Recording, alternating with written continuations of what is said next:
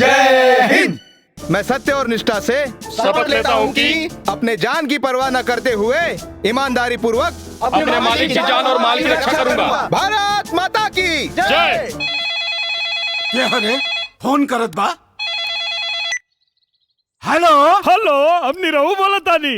का रे तोहरा के मुंबई भागे के निशा हो गइल बा। अरे तो जब जानते बारा तो पूछत का बड़ माई के फोन दा का अरे निकम्मा, ए माई निकम्मा ना।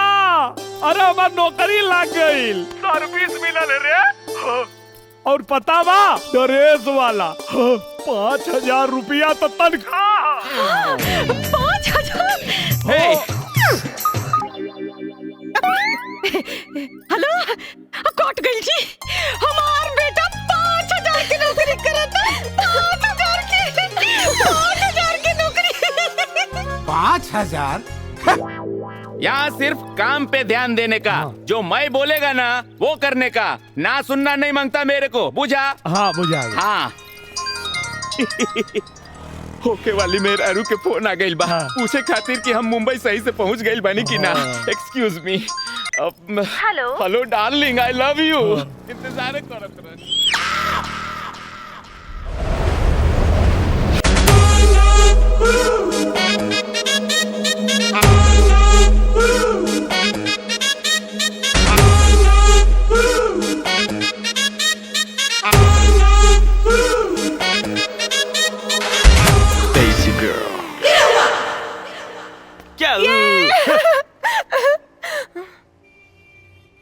ओए, मुंह क्या देख रहा है? बोल दे। अबे दे। अरे अंकल, बोल तो दो।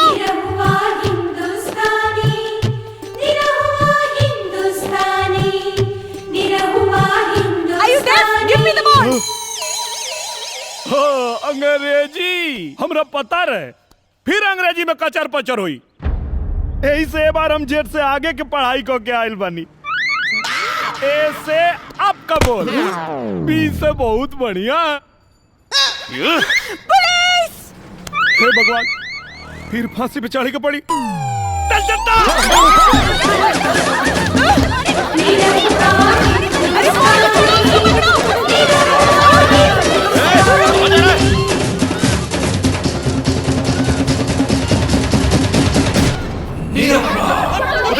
उधर क्या होगा? Come on!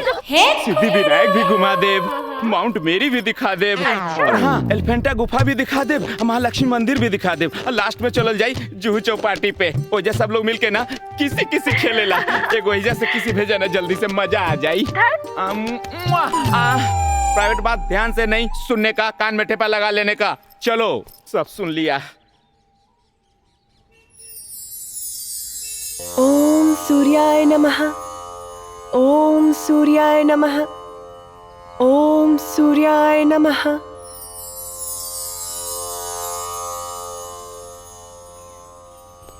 गुड मॉर्निंग बेटा। वेरी गुड मॉर्निंग पापा। अरे हाँ? आज फिर से चीटिंग? आज तो आप मुझे कॉलेज छोड़ने वाले थे ना? ओह आई एम सॉरी बेटा। वो क्या ना, यूके से कुछ बिजनेसमैन आने वाले हैं, उनके साथ एक अर्जेंट मीटिंग है, इसलिए मुझे जल्दी जाना पड़ रहा है। आई एम एक्सट्रीमली सॉरी बेटा। जाओ, मैं आपसे बात नहीं करती। मेरी अच्छी बेटी।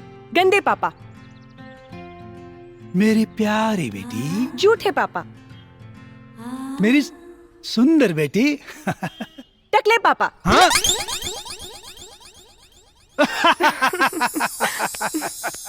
दिलवा ले गईलू रानी बोतल में भर के, कहाँ चल गईलू हमके दीवाना करके। देसिका।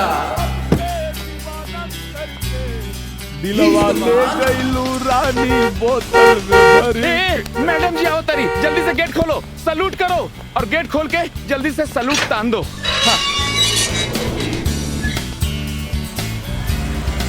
देसिका।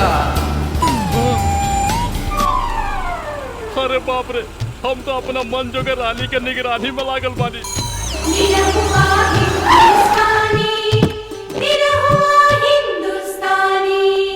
इडियट, नॉनसेंस, तुम यहाँ तक आ गए? तुम्हें यहाँ रखा कौन? गुड मॉर्निंग मैडम जी, क्या हुआ? इस बदतमीज को अभी के अभी यहाँ से निकालो, राइट नाउ। लेकिन मैडम जी इसने किया क्या है? इसने मेरे साथ बदतमीजी की और सबके सामने मेरी इंसल्ट की। ना ना ना ना वो हम ना, वो हमार कोनो हम सकल रहल होई। ए, ये नया क्या पैतराबाजी सिखा रहे हो? साफ साफ खुल के बताओ। पुन्नू सर, तू हमरा पे भरोसा नहीं करत। अब गांव से लेके यहाँ तक तुम्हार पोंछ पकड़ के नहीं मर दे, एक सेकंड खातिर तो से दूर ना भइली, और तू हमार भरोसा नहीं करत। हाँ मैडम जी, ये एकदम सही कह रहा है। ये गांव से तो हमरा संगे संगे इधर आया है, एक को मिनट एने सोने गया नहीं। एकदम सही कह रहा है, नौकरी कसम। तुम झूठ बोल रहे हो ना? ना माई की कसम खाला, भरोसा नहीं को माई कसम, ये बिल्कुल सही कह रहा है। हाँ भाई भरोसा, माई की कसम क्यों झूठा खा सकेला का? Shut up. अरे सोटे के कहतारी। चुप रहे खातिर कहतारी। सॉरी मैडम जी। जय हिंद। एक शक्ल के दो आदमी। जय भारत।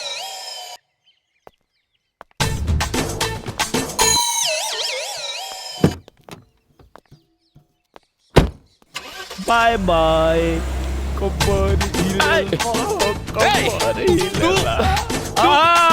सही पूछा तारा का ये तो बाड़ी हमार बन जोग रानी। तो आदमी बाड़ा के पैजामा तारा मालूम बा कि तू का कहता रे? अब तनी हमरा से तमीजे में बतियाई हो। अच्छा काहे कि अब बंगला के होखे वाला हम मालिक हई बेटा। ई बेटा केकरा कहले हो? हाँ, अच्छा छोड़, चल मोबाइल दा। ऊ काहे खातिर? ए मर्द मोबाइल दा। रुक रुक रुक, का करबे मोबाइल लेके? माई के बतावे के पड़ी ना कि ओकर पतो मिल गइल। बैलेंस बहुत कम बा। कोनो बात ना, हम चला ले। हाँ, हाँ। हेलो हाँ बाबूजी, पा लगी तनी माई के फोन दा, हमनी रहू बोला थई। हेलो, कौन बोला तारा रे? झागरू? अरे झागरू ना, निरहू बोला थई। माई के फोन दा, बैलेंस खत्म हो जाई। बांग्लादेश? अरे बांग्लादेश ना, बैलेंस खत्म हो जाई। माई के फोन दा। गाय के? अरे गाय के ना हो, माई के फोन दा। कहाँ से बोला तारा रे? अरे मुंह में बोला था नहीं, और कहाँ से बोला? अरे ट्रैक्टर में चला था ना, यही से सुनात नहीं थे। पहले देखा के बा। हेलो माई।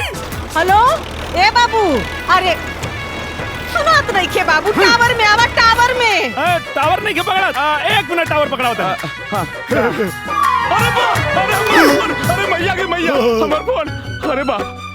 हाँ भाई, अब सुना था। अब सुना था।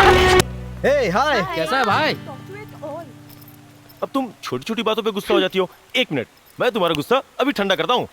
ओ जूस वाले भैया, हाँ साहब।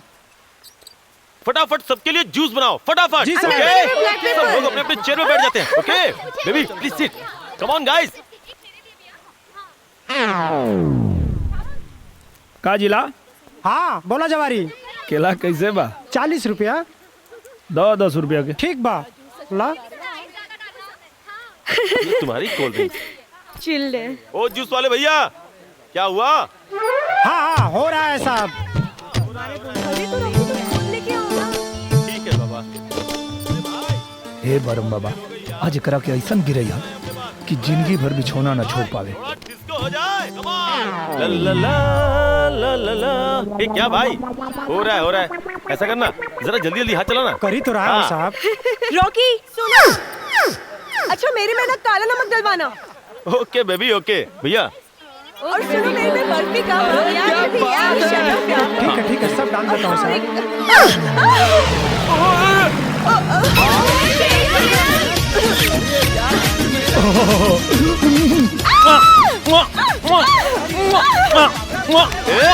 दूर हटो, बेवकूफ गंवार देहाती। रॉकी सबने किसके ऐसे मारा? Just kill him. Don't worry, अब देखता हूँ ये बेवकूफ गंवार यहाँ से बच के कैसे जाता है।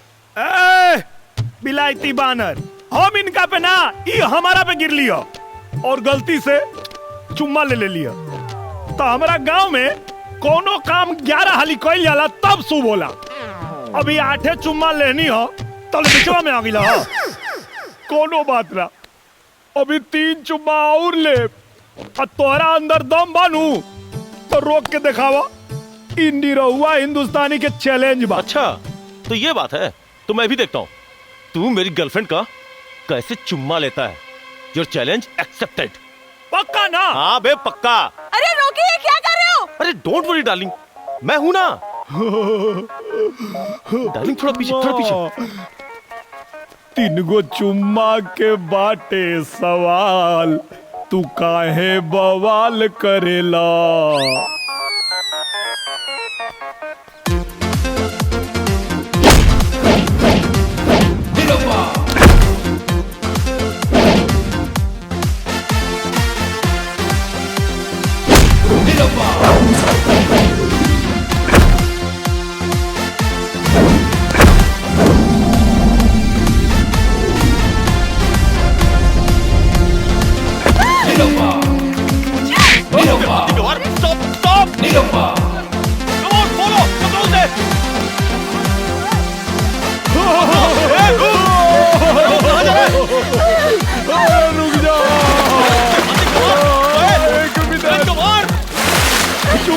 चुम्मा दे दे, चुम्मा चुम्मा दे दे, चुम्मा चुम्मा चुम्मा दे दे, चुम्मा चुम्मा दे दे, चुम्मा चुम्मा चुम्मा दे दे,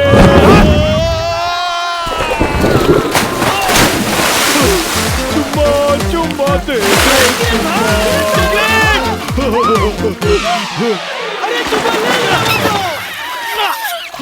अभी तो 2 गो और बाकी बा। अरे हाथी गवार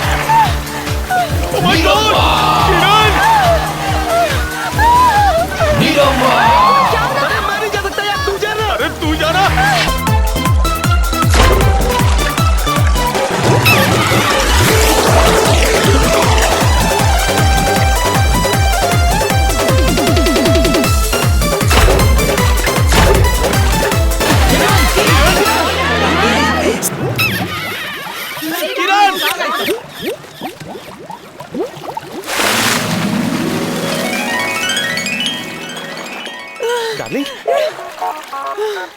वो स्टूपिड गंवार कहाँ गया? ओहो, लगता है मेरे डर से भाग गया। अरे बेवकूफ, उससे मैंने दूसरा चुम्मा भी लिया। डोंट वरी डार्लिंग, अब वो तुम्हारा तीसरा चुम्मा कभी नहीं ले पाएगा। ओके, lettuce enjoy squad car.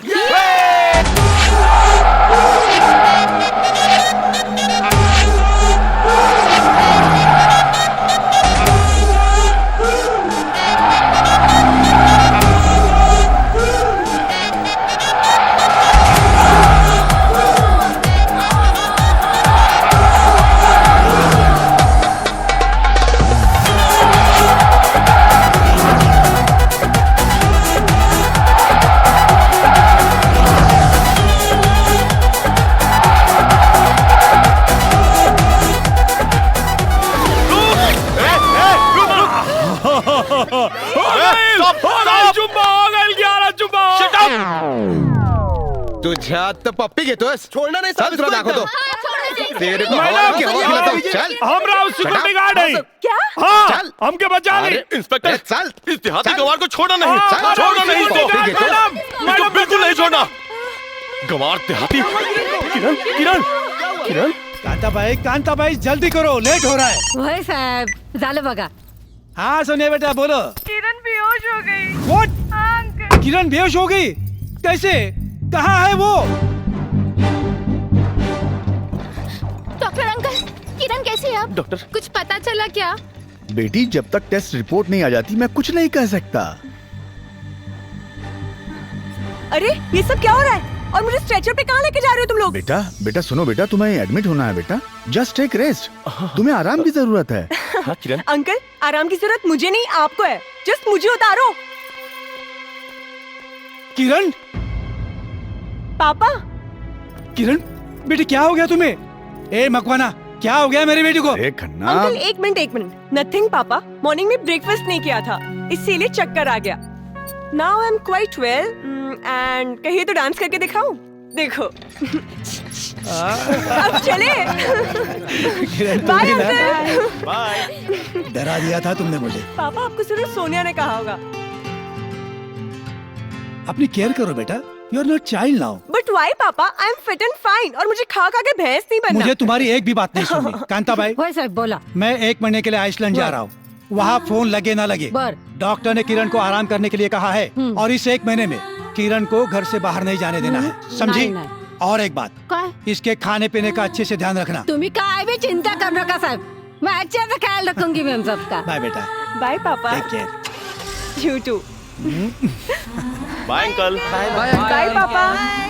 By. Take care and happy journey. Bye बेटा। बाय। साहब साहब साहब। अरे कुन्नू सर, हमके पता रहे तू हमके छोड़वा ले बा। तू थोड़ा देर चुप रह सकेले, बात कर रहल बानी ना। साहब गांव से नया नया आया है ना साहब, यही से गलती कर दिया साहब। छोड़ दीजिए ना इसको साहब, सीधा आदमी है साहब। सीधा आदमी? हाँ साहब। खरो संग दोस्तों? हाँ साहब। बाप रे, पार्क में जाके लड़कियों को छेड़ता ही है और तू इसे सीधा साधा बता रहा है। अच्छा हे बघे, जास्त डोक्यात जाऊ नको सा, वरना तुझे भी अंदर डाल दूंगा। नहीं साहब। चल निकल यहाँ से। कशिश न्यूज में एक बार फिर आपका सर, स्वागत है। न्यूजला 100 करोडांच्या चोरीचे सीसीटीव्ही फुटेज दाखवतायत। जैसा कि मैं अपने दर्शकों को बता दूं कि आज तक की सबसे बड़ी रॉबरी अंधेरी वेस्ट के आईसीआईसीआई बैंक के चेस्ट ब्रांच में हुई थी, जिसे कि आप सीसीटीवी के फुटेज में देख रहे हैं। पहले तो मैं अपने दर्शकों को चेस्ट ब्रांच के बारे में बता दूं। ये वो ब्रांच है जहां पे अंधेरी वेस्ट जोन का आईसीआईसीआई बैंक का सारा पैसा रखा जाता है। ताज्जुब की बात तो ये है कि इतनी बड़ी सुरंग बनने की किसी को कानों कान भनक तक नहीं लगी। पुलिस इन अज्ञात लुटेरों को पकड़ने के लिए जगह जगह छापे मार रही है और ये पूरा मामला सीआईडी तक पहुंच चुका है। ताज्जुब की बात है कि किस तरह इन हमरा पता बा ई चोरी के कइले बा। रे, ई का बकवास करता रे? कुन्नू सर, हम बकवास नहीं करत। हमरा पता बा कि पैसा के चोरैले बा और कहां धइले बा। हमरा कपार पे 7.5 चढ़ल रहे जे तेरा के हम गांव से लाके मुंबई में नौकरी दिलवा देनी। अरे तेरा चक्कर में हमरा अब नू तो नौकरी तो जेबे करी, फांसियों पे चढ़ा दिए ये लोग। अरे यार बोल देना इनका के कि तू झूठ बोलता रे। काहे बोली झूठ? हम कोनो पाकिस्तानी है का? पाकिस्तानी? मर मर, अकेले अकेले मर, फांसी पे चढ़। जय राम जी की प्रणाम। हो साहब ई पगलवा को ना फांसी पे चढ़ा दीजिए, फांसी पे। हम जा रहे हैं, मर अकेले अकेले। छत्ता पे चड्डी सूखने के लिए डाले थे, उतार लीजिएगा ना तो कोनो चोरा लेगा। बोल रहे, तुझे 100 करोड़ के रॉबरी के बारे में क्या पता है? हम ना बताई। बोल। कोनो कीमत पे ना बताई। सर, हा मामला सीआयडी वाल्यांचा आहे, आपला हस्तक्षेप करणं ठीक नाही।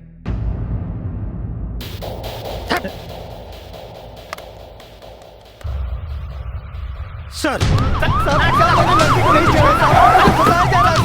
साहब मुझे छोड़ दो साहब, मैंने कुछ नहीं किया साहब, मैंने नहीं चढ़ाया साहब। सर कहाँ है वो? लॉकअप में है, आइए।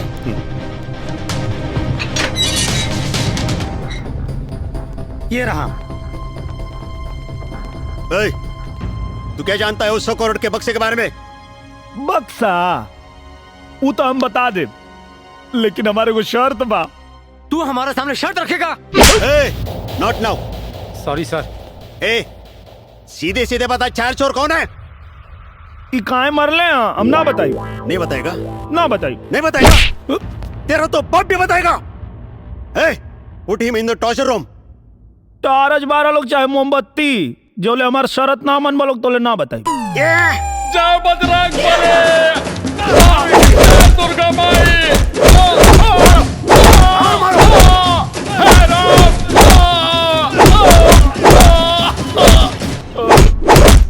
बोल, 100 करोड़ के रॉबरी के बारे में क्या जानता है? बता।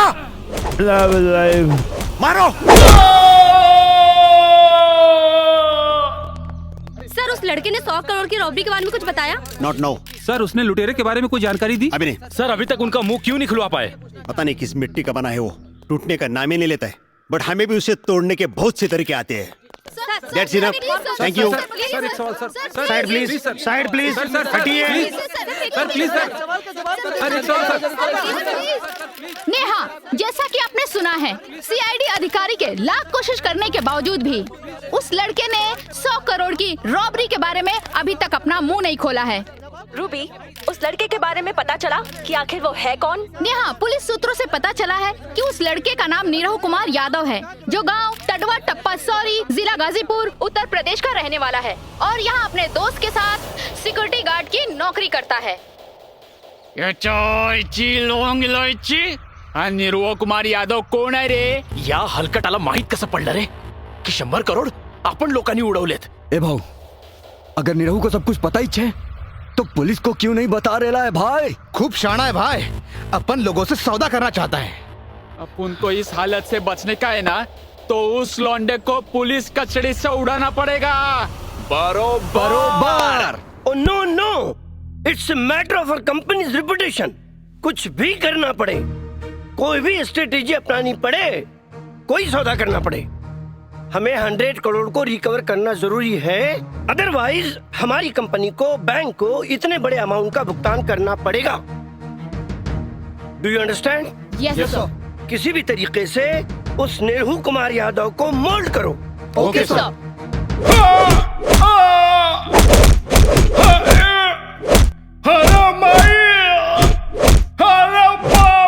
बोल रहे ये चारों किस गैंग के लिए काम करते हैं?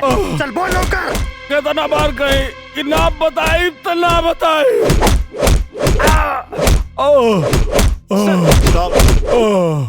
इंटरनॅशनल इन्शुरन्स कंपनीतून काही लोक आलेत, त्यांना तुम्हाला भेटायचे। इंश्योरेंस वाले?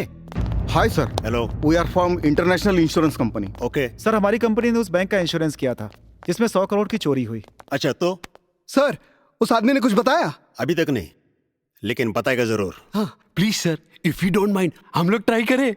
आपको क्या लगता है हमें झक मारे बेटे? सर एक्चुअली यू शट अप। ये आई राज उगलवाने। गुन्हेगारांकडून गुन्हा कबूल करून घेणं म्हणजे काय पॉलिसी काढायचं काम नाहीये। 4 पेपर पर साइन किए, चेक लिए और काम खत्म। सॉरी सर, सर आपको हर्ट करना हमारा उद्देश्य नहीं था। Please sir, one chance. अपना मतलब तुझसे राज उगलवाने से है ना? सर प्लीज सर। सर हमारे पास 16वीं विद्या है जिससे वो सारे राज उगल सकता है। 16वीं विद्या? ओए, देख तुझसे कोई मिलने आया है। अच्छा, खुद से ना उगलवा पौला लोग तो ये लोग के बुला लेला। कितना बार कहीं कि हम ना बताई तो ना बताई, चाहे तू लोग आग पे चलावा चाहे बर्फ पे सुतावा। हम ऐसा कुछ नहीं करेंगे। अच्छा, तो तू लोग क्या करे वाला बड़ा? इनसे मिलिए, ये मिस्टर पवार। नमस्कार। ये मिस परिणीता। नमस्कार। ये हमारे सुरेंद्र पांडे जी। हेलो। और मैं, मेरा नाम मुखर्जी।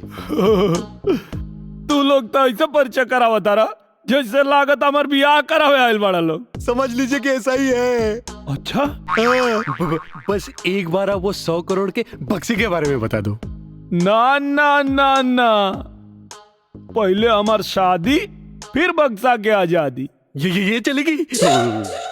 हम इनसे उनसे शादी ना करब। फिर किससे?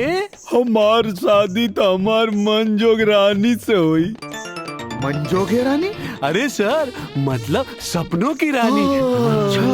अरे बाबा, हमें भी तो बता दो आपकी सपनों की रानी है कौन? किरण खन्ना। नो नो नो, तुम्हारी 100 करोड़ की और तुम्हारी कंपनी की ऐसी की तैसी। तुम लोगों ने ऐसा सोच भी कैसे लिया कि मैं उस गवार से शादी करूंगी? निकल जाओ, वरना तुम्हारे सबके सर फोड़ दूंगी। आउट! मैडम सुनिए ना प्लीज। Get out! परत इथं आलात तर बघा तुम्ही, झाडून मारन तुम्हाला। काय गट्टावळे, तुला काय तर भोजपुरी सांगू काय मी? सर जल्दी दो ना सर।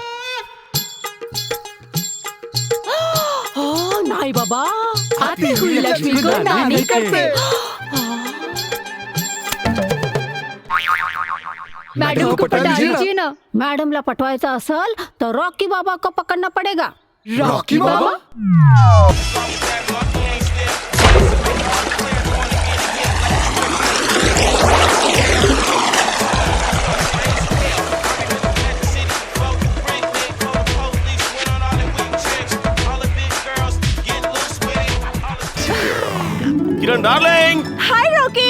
मैं तुम्हारे लिए एक मस्त प्लान लेके आया हूँ। ओह, holiday plan. Oh no darling, एक दिन में 1 करोड़ कमाने का प्लान है। Oh really? क्या प्लान है? शादी का मैडम जी। फिर से आ गए तुम लोग इधर? चले जाओ यहाँ से। मैडम जी, मैडम प्लीज। हाँ मैडम जी।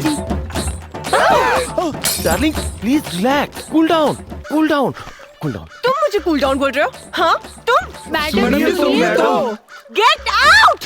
मैं कुछ भी नहीं करने वाली, समझे तुम लोग? सब के सब यहाँ से निकलो। किरण,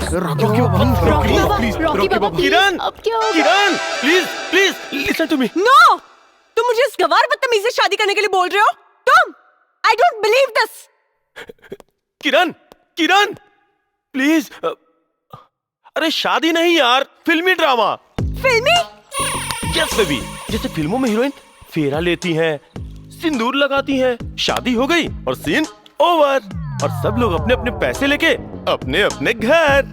मैडम जी, बस आपको सिर्फ इतना ही करना है और इसके बदले हम आपको 1 करोड़ देंगे। 1 crore?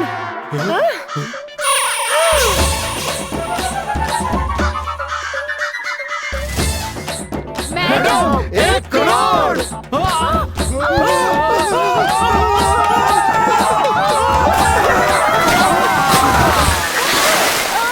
Oh my God. Darling, इतना हाइपर क्यों हो रही हो? 1 करोड़ दे रहे हैं, 100 लाख, और बदले में करना क्या है? शादी का एक छोटा सा ड्रामा मैडम, प्लीज।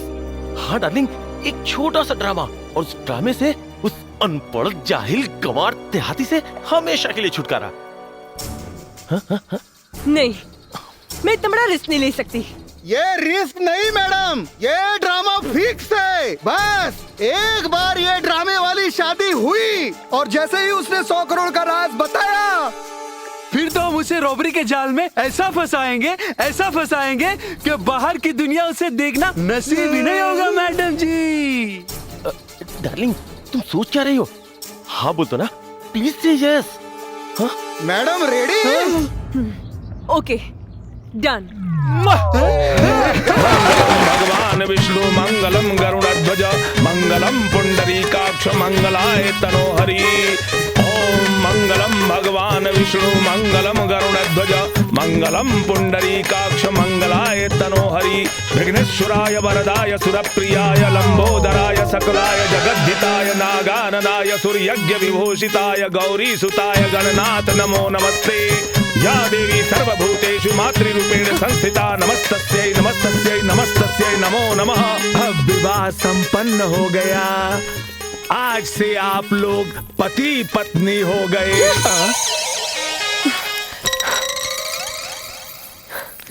करे जा कहाँ जात बाड़ू, करे जा निकाल के। सर, हमने आपकी शादी आपकी मंजू की रानी से करा दी। अब तो 100 करोड़ के बक्से के बारे में बताइए। अभी तो खाली 7 फेरा भइल बा, 8वां फेरा तो अभी बाकी बा। 8वां फेरा मतलब? सुहाग रात। अरे यार, क्यों सर पकड़ लिए? आप तो 16वीं विद्या में माहिर है ना, मनवाइए सुहाग रात। हाँ मनवाइए। I will kill you, bloody idiot nonsense. Madam सुनिए तो। कार के नीचे बचाऊंगी अगर मेरे पीछे आए तो। रोकी सर। नो नो नो नो सुहाग रात। अब क्या करें? 2 crore. No no no 3 crore. No not any cost. 5 crore. 5 crore. नहीं नहीं, वेरी बैड, नो स्वागत। अरे सर, सच्ची मुच्ची का नहीं, नाटक नाटक नाटक। चलेगा। किरण किरण किरण किरण, प्लीज मेरी बात तो सुनो। क्या सुनूं? नो रियल सुहागरात, इट्स अ नाटक। नाटक। सुहागरात का भी कोई नाटक होता है क्या? तुमको अगर इतनी खुशी है तो तुम जाके मनाओ ना सुहागरात, idiot. Darling darling, please please मेरी बात तो समझो। सुहागरात के बाद 5 करोड़ मिलेंगे। 5 करोड़। प्लीज मान जाओ ना darling. Yes ma'am, 5 crore. Are you ready? हम आपको प्रॉमिस करते हैं वो सब कुछ नहीं होगा। मैम मान जाइए ना, नाटक ही तो करना है। सर सर प्लीज आप भी कुछ बोलिए ना सर। यस मैम, हम उसे आपको टच भी नहीं करने देंगे। How can you say that? Because we have a plan. Okay, done. अरे सर, मुबारक हो, मैडम सुहागरात के लिए रेडी है। मैडम तैयार बाड़ी। मुबारक हो सर। सिपाही जी थाना खाली करवावा। और हाँ, फोन करके बता दे हमारे गांव जिला नगरी में किन्नी रहुआ के सुहागरात होता थाना के कोठरी में। आप हमारे लिए तो वीआईपी आदमी है। वीआईपी सुहागरात तो वीआईपी जगह ही होगी ना। मतलब 5 स्टार होटल में। निरहुआ के सुहागरात 5 स्टार होटल में।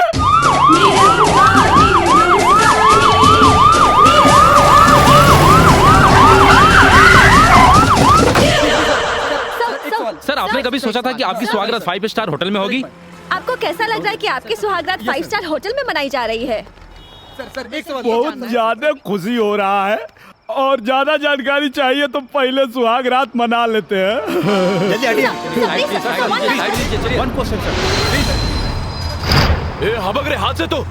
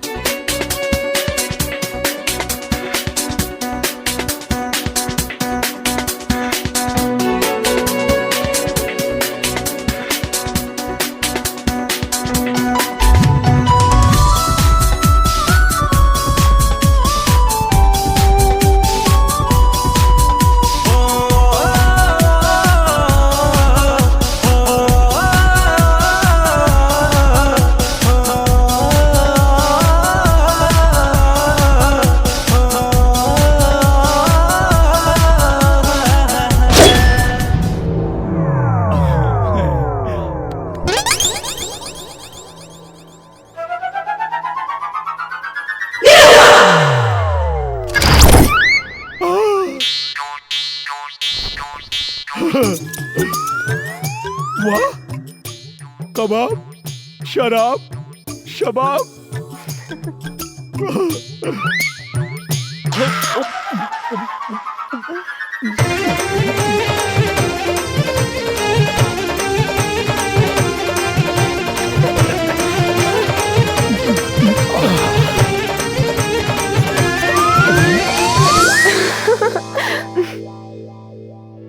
सोना जल्दी से आ जा ना। देखा, अब मूर्छा पे चढ़ा के धोखा मत दो। पहले 100 करोड़ के बारे में बताओ, फिर उसके बाद। 100 करोड़? ए डार्लिंग, अब तू हमके धर्म संकट में डाला था। इसमें धर्म संकट में आने वाली कौन सी बात है? अब मैं किरण बलराज खन्ना नहीं, किरण निरहु यादव हूँ। तुम मेरे पति और मैं तुम्हारी पत्नी हूँ। सर, लगता है लाइन पे आ रहा है। और पति पत्नी के बीच में कोई राज नहीं रहता। हमरा के पते नहीं के का बताई, हमें के कैसे समझाई कि हमके खुद नहीं के पता। हम खाली बियाह करे खातिर कुछ झूठ बोले रहे। क्या सोच रहे हो? कुछ बोल क्यों नहीं रहे हो? सुसु करके आवता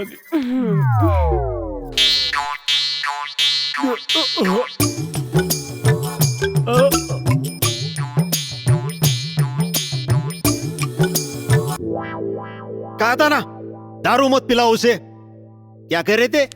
16वीं विद्या है, अब मुतवाओ उसे, इडियट।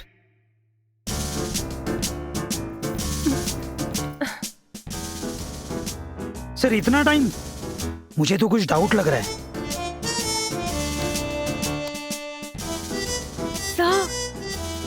बहुत देर हो गई, आ क्यों नहीं रहा है? नॉक द डोर। ओके सर।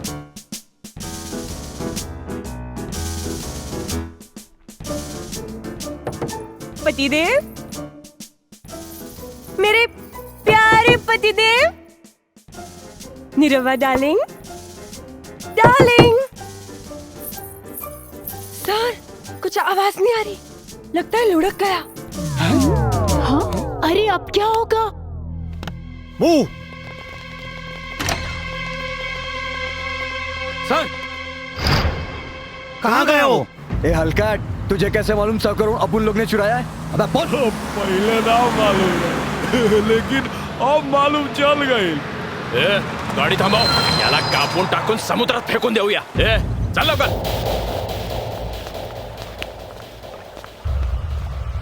काढायची पट्टी.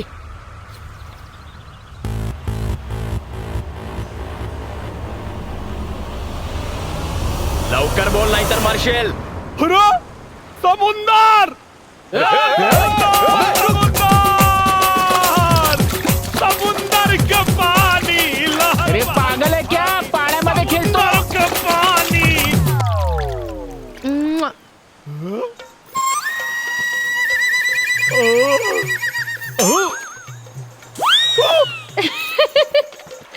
तुझ्या आता. अरे शाण्या. अरे शाण्या बोल ना.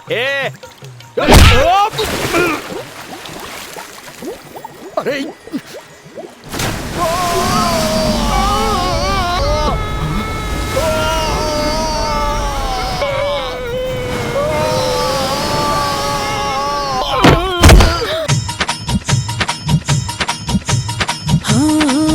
आई गौना के बारात जाइब सैया जी के साथ, बस 2-4 दिन के बाद चढ़ी डोली में। अजिया धड़ के हमार जाए पड़ी ससुरार, छुट्टी घरवा दुआर यही होली में। अपना मर्जी के हम मालिक, हुक्म दोसर चलाई। मानी नाही मोर बलमुआ, सारी रात सताई। करी मोहे परेशान सभी सोच।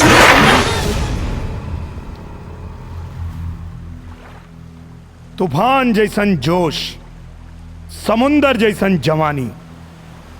बेटा हमरे नाम है निरहुआ हिंदुस्तानी। मारी से आओ।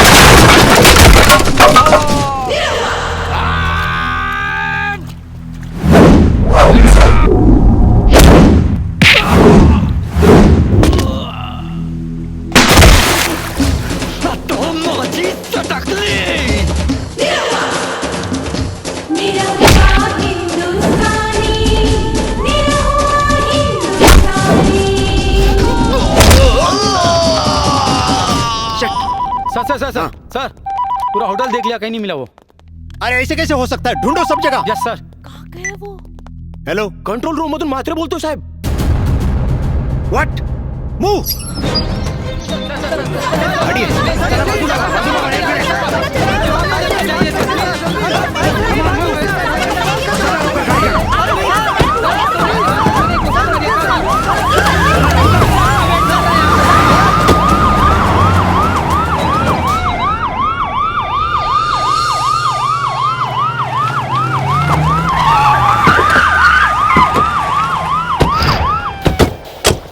निकलो बाहर, पुलिस ने तुम सबको चारों तरफ से घेर लिया है। चलो जल्दी, कोई होशियारी नहीं। तुम लोगों ने थोड़ी सी भी चालाकी की तो तुम्हें गोली मार दी जाएगी। साहेब, जेकरा के तू लोग ढूंढत बाड़ा, वो गाड़ी में ना, कचरा पेटी में कचरा भी न था। हाथ ऊपर कर। Hands up. हिलना मत। बाहर निकल। चला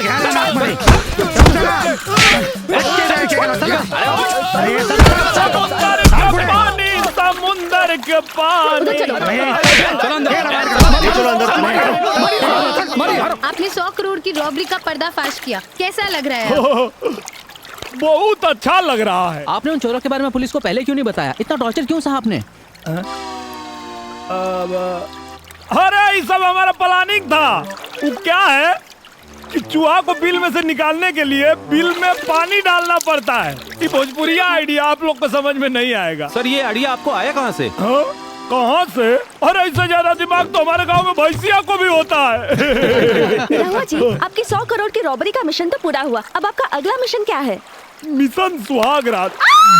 छोड़ो मुझे, छोड़ो। तोहरा चक्कर में भइल बा बहुते पिटाई, सुहाग रात में आज बड़ी मजा आई। तुम्हारी हिम्मत कैसे मुझे हाथ लगाने की? हाथ हम जौवन चाहे तोवन लगा सकता नहीं। अरे हम तुम्हार पति हैं। पति? कौन पति? कोई देखा आज बिया भइल और आज पूछा दिया कौन पति? अभी बताओ ताली। खबरदार जो दोबारा अपनी जुबान से ये बात निकाली। तुम तो मेरे पति तो क्या मेरे नौकर बनने के भी काबिल नहीं हो। समझ में आ गेल मैडम कि तोहरा मन में हमरा खातिर का बा, लेकिन अब जौन हम करब तोहरो समझ में आ जाए।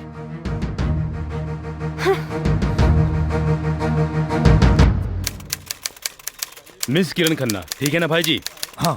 Bungalow number 203, Palm Spring, Goregaon west, Mumbai 104। Nirua, court का नोटिस।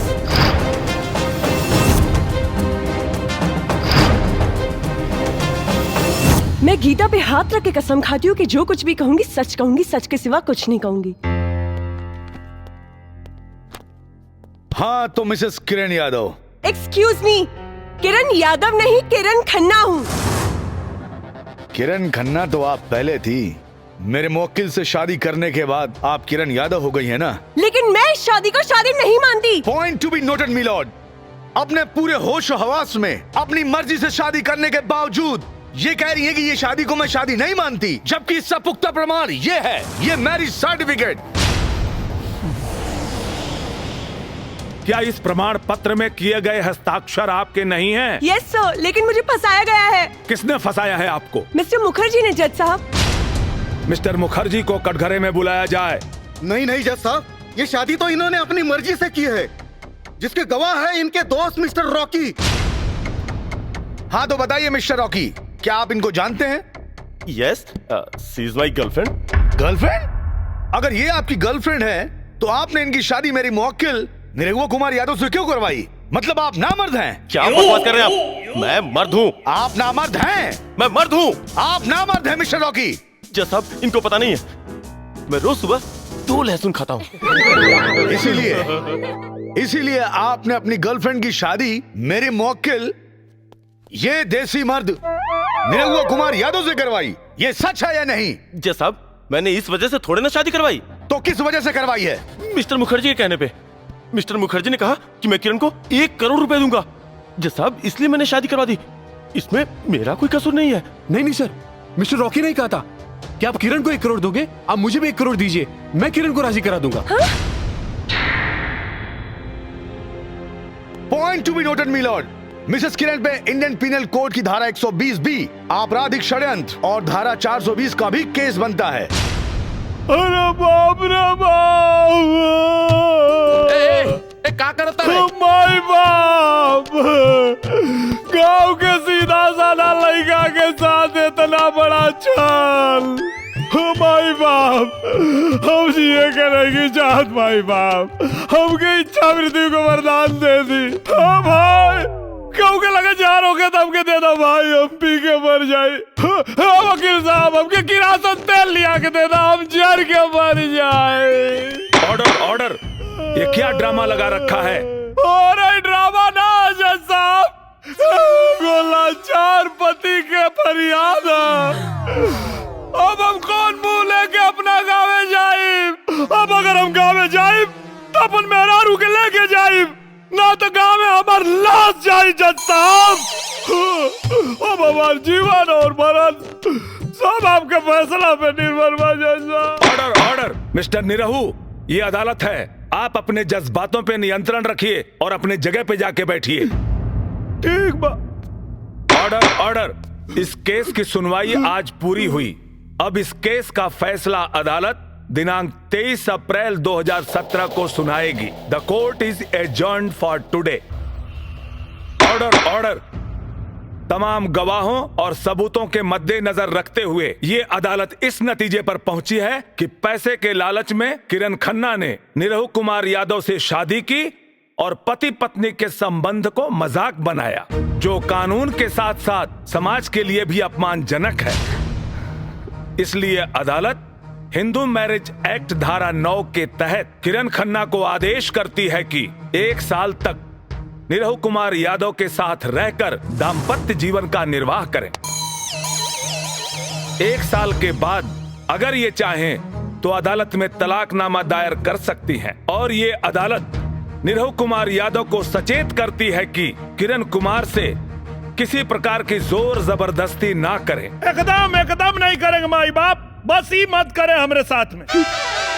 और साथ ही साथ ये अदालत पुलिस प्रशासन को आदेश देती है कि इंटरनेशनल इंश्योरेंस कंपनी के अधिकारियों को एवं राकेश कुमार उर्फ रॉकी को तुरंत हिरासत में लेकर कानूनी कार्रवाई करें।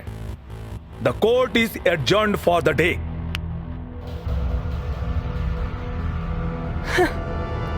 Thank you sir. Inspector, hands up, hands up. Darling, तुम किधर? अगर किसी ने भी बचाने की कोशिश की तो इसे जान से मार दूंगा। रोके, छोड़ो मुझे। Oh my God! Shut up! Good shot, good shot. चल छोड़ो मुझे, छोड़ो। ले जा। खा करे जा, अब तो चला ही के पड़ी। चला चली गाजीपुर, चला चली गाजीपुर। छक छक छक छक।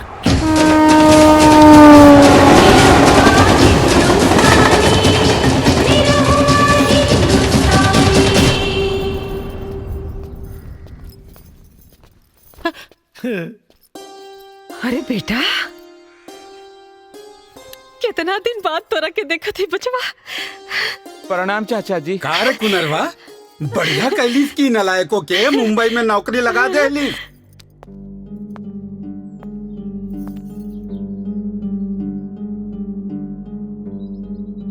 ई के बेटा? तुहार बहू रानी।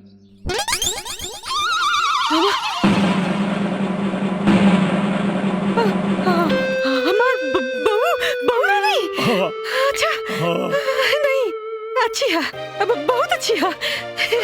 अरे बड़को, छटको कहाँ पड़ी? आवा जल्दी से रे, हमार पतो बहू रानी आइल बाड़ी। अरे भौजी, भाभी, अरे हम तो हर देवर है। Shut up and stop all this nonsense! मैं तुम्हारी बहू नहीं हूँ। मैं सिर्फ कोर्ट का आदेश पालन करने के लिए आई हूँ। 1 साल रहूंगी और फिर चली जाऊंगी। और खबरदार, अगर किसी ने मुझसे रिश्ता जोड़ने की कोशिश की। जी मैडम। मेरा कमरा किधर है? मैंने पूछा मेरे लिए कमरा किधर है? हाँ। ये घर में तो हर कौनो कमरा नहीं थे। हाँ। ये घर हमार हा। अब हमारा मतलब हमार ना, तो ठीक बा, हमारा हिस्सा बांट दो।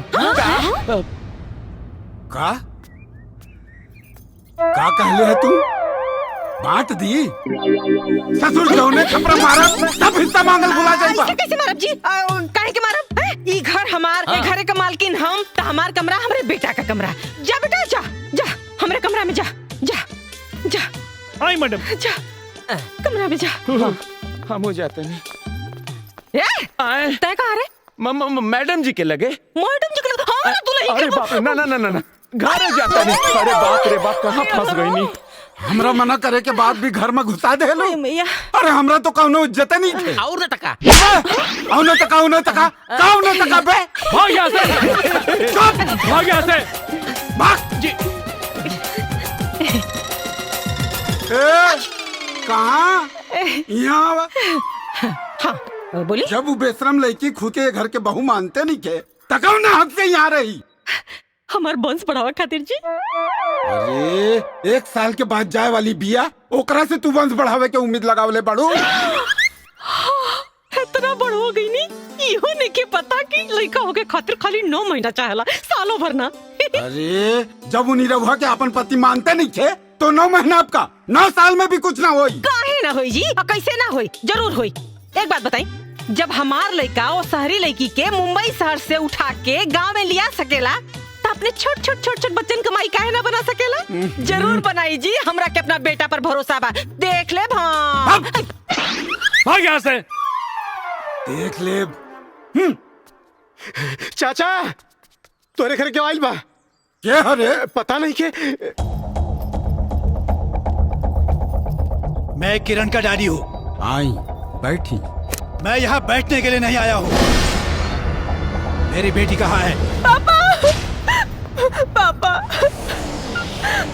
किरण बेटा, ये तूने क्या किया? अनजाने में मुझसे बहुत बड़ी गलती हो गई पापा।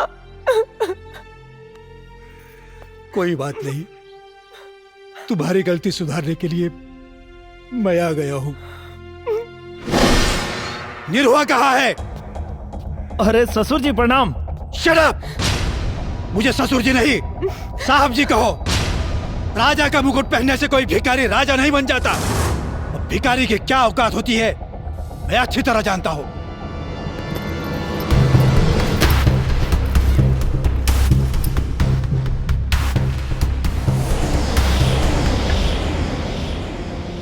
बोल, मेरी बेटी को छोड़ने की क्या कीमत लोगे? 1 करोड़, 2 करोड़, 5 करोड़, 10 करोड़? सौदेबाजी बाजारू सामान कहला साहब। किरण हमारी पत्नी है। तुम जानते भी हो 10 करोड़ की कीमत क्या होती है? रहुआ जानता नहीं है वो पत्नी की अहमियत का होला।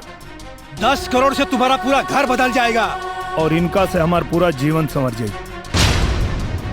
10 करोड़ को ठुकराना तुम्हारी बदनसीबी है और इनके साथ रहल हमार खुशनसीबी है। तुम ये भूल रहे हो कि किरण यहाँ जीवन भर के लिए नहीं, सिर्फ 1 साल के लिए आई है। रहुआ ही भुलाता नहीं कि 1 साल में 365 दिन होला और जिंदगी 4 दिन की। आपका बेटा बावला हो गया है, बावला। नफा नुकसान के बारे में इसे कुछ नहीं पता, लेकिन आपने तो जिंदगी को करीब से देखा है। जरा समझाइए इसे। साहेब, नफा नुकसान तो व्यापार में देखल जाला, परिवार में ना। परिवार में तो मान, मर्यादा और प्यार देखल जाला। घर आई हुई लक्ष्मी को ठुकराना तुम्हारी बेवकूफी है, बेवकूफी। हमरा घर के लक्ष्मी राउर दौलत ना, हमार मैडम जी ऐसा है। सिर्फ 1 साल, 1 साल के बाद न तुम्हारे पास ये दौलत होगी ना मैडम जी। इसलिए मेरी बात मानो, ये दौलत ले लो और किसी दूसरी लड़की के साथ शादी करके चैन से अपनी जिंदगी गुजारो। हमरा पता बा कि 1 साल बाद ही हमरा के छोड़ के चल जी, लेकिन आपके बता दी कि इनका गैला के बाद भी हमारा जीवन में इनकर जगह के और ना ले पाई।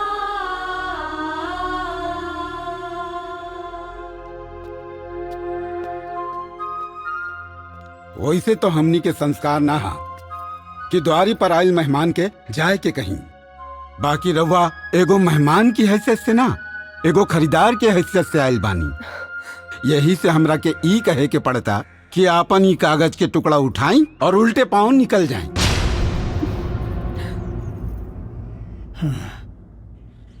आज तक मैं केवल पैसों की अहमियत जानता था, लेकिन आप सबके विचार जानकर मुझे रिश्तों की अहमियत भी समझ में आ गई। एक बाप होने के नाते मुझे इस बात की तसल्ली हो गई है कि मेरी बेटी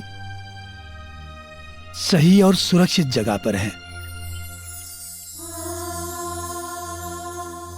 बेटी, उम्मीद करता हूं कि अगली बार जब मैं यहां आऊं तो मुझसे बेटी के रूप में नहीं, इस घर की बहू के रूप में मिले।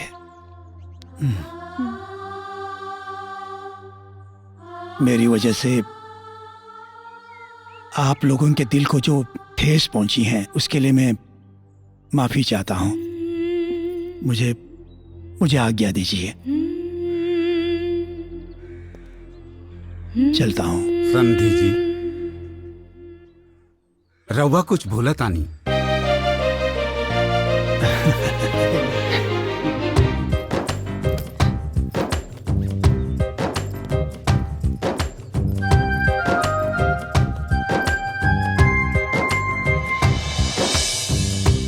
आओ लोगन।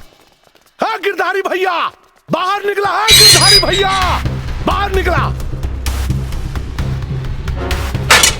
अरे टेंगड़ा, हई बारात लेके यहाँ का है आइल बड़े? हमें यह भगवती भाई ना आइल बानी, हम तो पूछे आइल बानी कि जौन पतो विदा करा के ले आइल बाड़ा वो कौना कोठा से लेके आइल बाड़ा। चाचा, ए टेंगड़ा, अपन गंदा जबान के लगाम दे। वो हमार पतो है। पतो? अरे दुद्दू को पतो तो बाड़ी घरवा में है भैया। ये कवन ने का डिजाइन का पतो लेके आइल बाड़ा तू है? न मांग में सेनूर, न लिलाट में टिकुली, न गला में मंगलसूत्र, न हाथ में चूड़ी, न गोड़ में छागल, न आंख में काजल है? ए पारस, हमार पतो चाहे जैसे रहे, अरे तोर काहे करे जा पता? अरे कहे ना बाती है भौजी, खानदान देख के नु बा, इज्जतिया तो हमरो नु जाई। ए चचा, हाँ, जब बित्ता बित्ता बेच के दारू पी गईला तब ना खानदान की इज्जत जात रहे। हाई देखा है? उल्टा चोर कोतवाल के डांटे और लंगटा गांव भर कपड़ा बांटे। ए पंच लोग, बुलाई इनका पतो के और नीमन बाउर जवन फैसला हो रहुए लोग करी, बुलाई। रे टेंगड़ा, हमार बेटी पतो है, पर्दा में रह ले। अरे का भैया, दाई से पेड़ छुपा होता रहा है? अरे तोरा के पता बा, अगर पतोया आ गई ना तो सारा पोल खुल जाई, पूरा गांव के सामने बेइज्जती हो जाई। हाँ, हा, हा, हा, हा।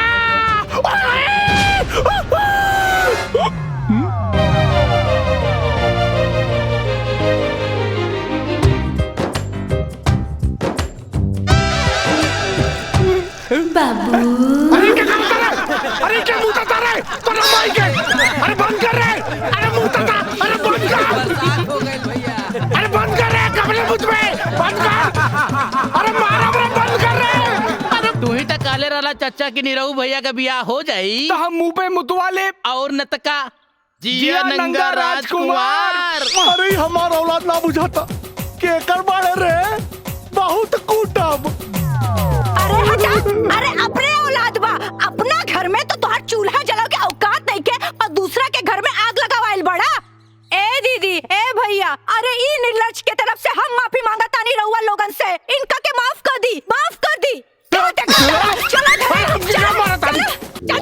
चाचा का खत्म खेला, चाची निकाली तेला और नतका।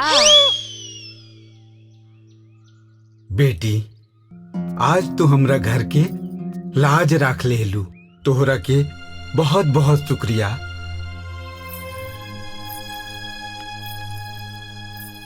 शुक्रिया बोल के मुझे शर्मिंदा मत कीजिए बाबूजी, ये मेरा भी तो घर है। मुझे आशीर्वाद दीजिए बाबूजी कि मैं इस घर की लाज हमेशा बचा सकूं। जुग जुग जिया बेटी, सदा सुखी रहा।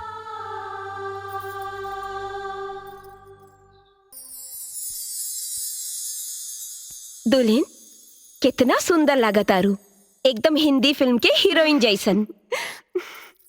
दुल्हन एगो बात कही, आपन सुहाग रात के सपना तो हर लड़की सजावेली, लेकिन तोहार सुहाग रात के सपना सिर्फ तू ही ना, ये पूरा परिवार सजैले बा। मैं कुछ समझी नहीं। हमार कह के मतलब ई बा कि हमरा के और छुटकी के नसीब में भगवान माई बने के सुख तो देवे न कैलन, यही से ई खानदान के वंश चलावे के पूरा जिम्मेवारी तोहरा पे बा। बड़की भाभी। हाँ, रवा के माई बुलावताड़ी। अच्छा चला बता। हाँ। मंजली भाभी, हाई ली राउर मोबाइल।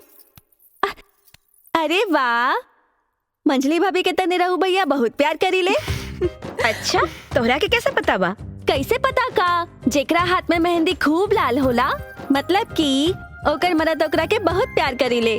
अच्छा, तोहरा मरद मेहरारू के प्यार खूबे पता चलता। हाँ, लागता भैया से बात करके तोहरो हाथ में मेहंदी लगवाही के पड़ी। अच्छा मजलू, हम अबे आवतानी।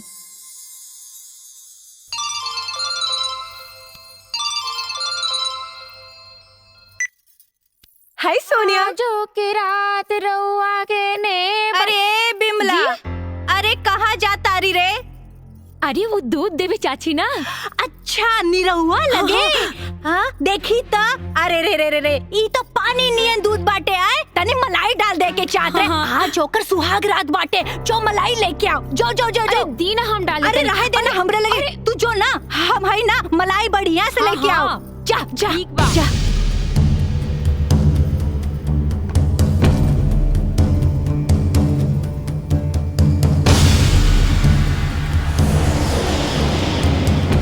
इला चाची, अब ता खुश ना? हाँ पकड़ा। जा बहुरिया से कह दियो कि जरूर पिया दे। जा। हाँ हम एकदम में कह दे। जा जा जा।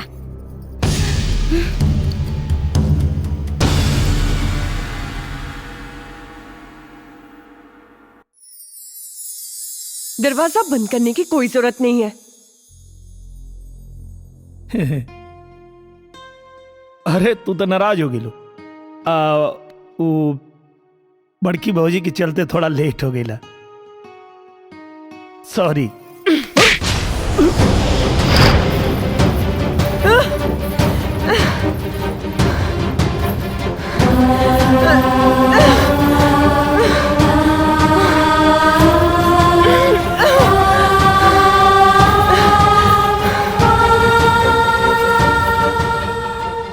अगर तुम मुझसे सच्चा प्यार करते हो तो उसी सच्चे प्यार का वास्ता ये तुम्हारे और मेरे बीच की लक्ष्मण रेखा है। इसे कभी पार मत करना।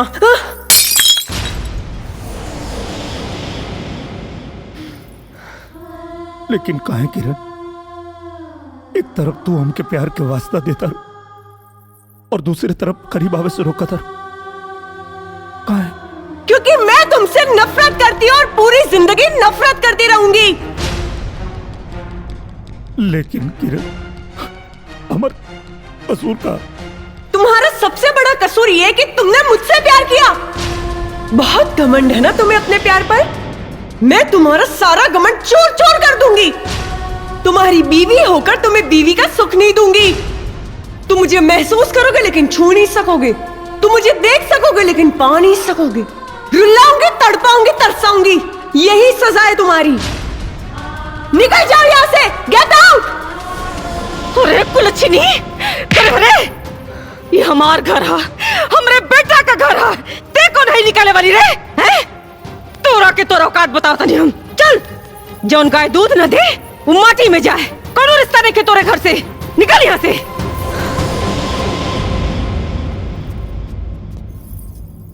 ए बुढ़िया, तू कौन होती है मुझे इस घर से निकालने वाली? हाँ, तेरा एक पैर शमशान के बाहर और दूसरा पैर चिता पर,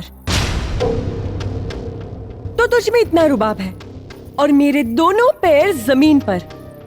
तो सोच मेरा कितना रुबाब होगा। ए लड़की, चिल्ला मत बुड्ढे, नहीं तो गले की गोटी निकल के बाहर आ जाएगी। भाग कर नहीं आई हूँ। तेरा बेटा शादी करके लेकर आया है और उसका सबूत है मांग में सिंदूर और गले में मंगलसूत्र। इतना काफी है या कोर्ट का लाइसेंस दिखाऊं तुझे? करे निरहुआ, तोरा सामने ही हमनी के अंट संट बोलतिया और तोरा मुंह में दही जामल हा। अरे भगाओ लेकर के यहाँ से। अरे माई, तू काहे नहीं कुछ समझत? का करता रू तू? ये घर से अकेल ना जाई। अगर ई जाई तब हमरो जाए पड़ी। हाँ तो जो ना जात का ना पड़े। रुआ शांत रही, हम बात करता नहीं ना। देख बेटा, हमार बात सुन। अरे जब भी तोरा से कोनो मतलब ही नहीं के रखा तो तोरा औलाद कैसे होगी?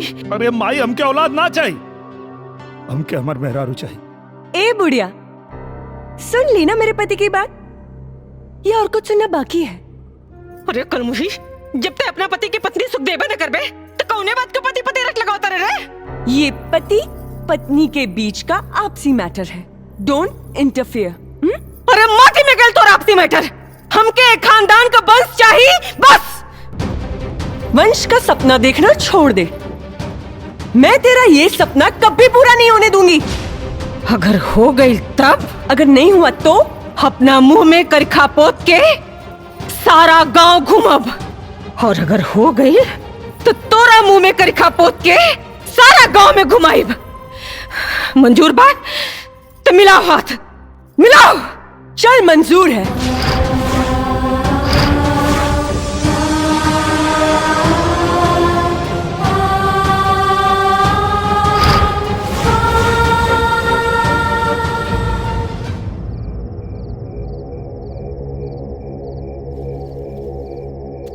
बच्चा, एक फल का नाम ले। केला। बच्चा, एक सब्जी का नाम ले।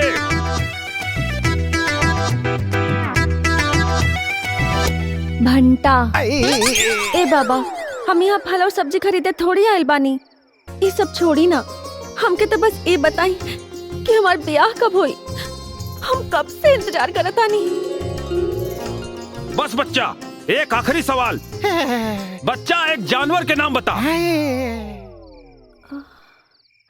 घोड़ा। शांत बेटा, शांत। बस बच्चा, तुम्हारा शादी का संयोग चरमरा गया है। मालिक की कृपा से इसी लगन में तुम्हारा निकाह होगा। वाह बाबा, धन्यवाद बाबा, धन्यवाद। जा बच्चा, जा।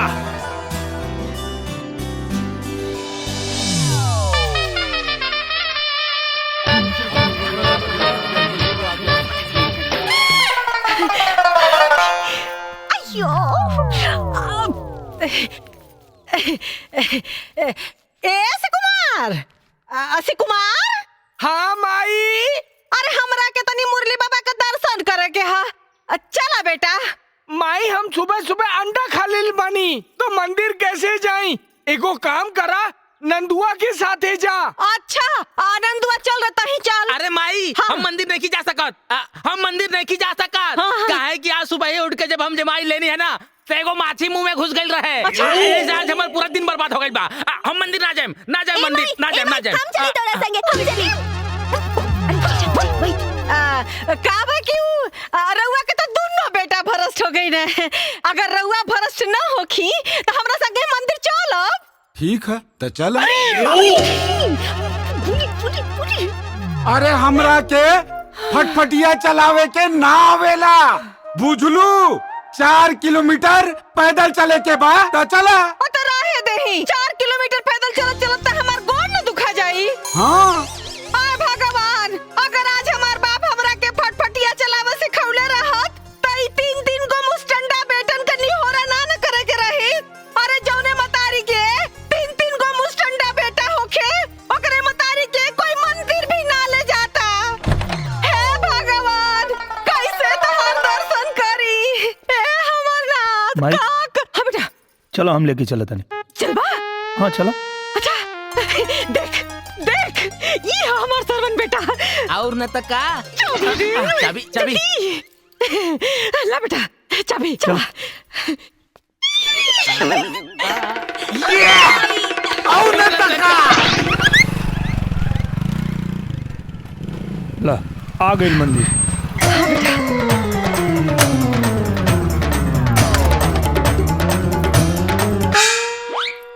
कहाँ गेली?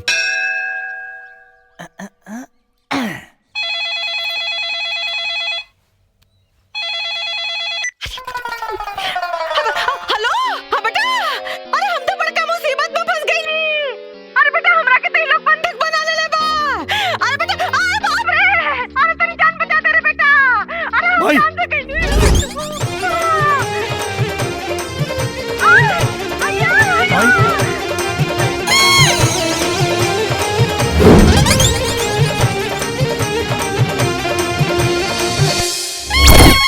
भाई तू कहाँ बाड़ू?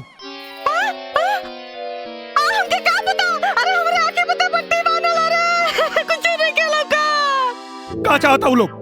बात करवा हमरा से। सुना, तू अपन माई के जिंदा देखल चाहता रहा, तू करा जो हम कहता नहीं। क्या चाहता रहा तू लोग? तोर बगल में वो मंडप लगल बा, वो मंडप में दूल्हा की जगह जाके बैठ जाओ। अबे हम काहे बैठ जाई? तू मंडप में आज हमार बिटवा की शादी हो। अरे तो तोरे बेटा की शादी है तो अपने बेटा के बैठाओ, हमके काहे बैठे का तारे? अरे वो तो परेशानी के बाद बा हमार लड़का शहर से शादी के लिए आवत रहे, अबले नहीं खे आई और इधर मुहूर्त बीतल जाता और शादी के मुहूर्त बीत गए तो अगले 20 बरस लड़की के शादी के लगन नहीं खे।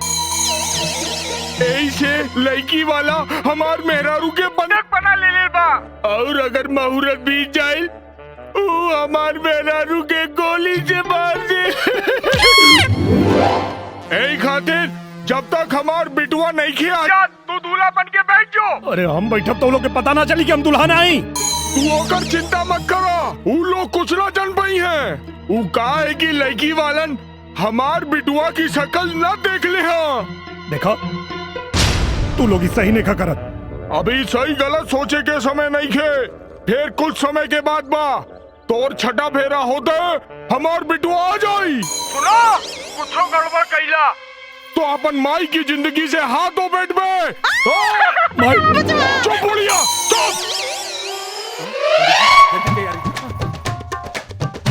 चला माई चला चला चला।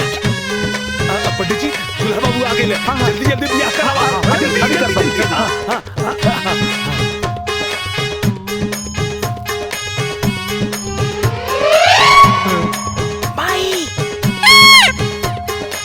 अरे जजमान फेरा लगाई, जल्दी करी मोर पीतल जाता, जल्दी करी। मंगल भगवान विष्णु मंगल परमहंस मंगल पुंडरीकाक्ष मंगलाय तनो हरि। अब आगे चली जल्दी करी। हाँ जल्दी करी। मंगल भगवान विष्णु मंगल परमहंस मंगल पुंडरीकाक्ष मंगलाय तनो हरि। सर्व मंगल मांगल्ये शिवे सर्वार्थसाधिके शरण्ये त्र्यंबके गौरी नारायणी नमोस्तुते। मंगलम मस्तु। ई ली जजमान सिंदूर दान करी। अरे जजमान जल्दी करी। हम सिंदूर दान ना करब। जजमान रहुआ कहीं ना।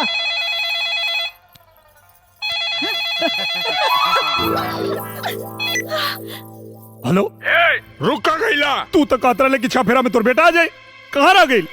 चिंता मत करा, ये सिंदूर भी हम अपन बेटे के खाते में डाल दे। अच्छा ये कोनो राशन के वही खाता आगा कि ये खाता में से उठा के वो खाता में डाल देबे? चुपचाप सिंदूर डाल। हम ना डालो। ना डाल बे। ना डालो।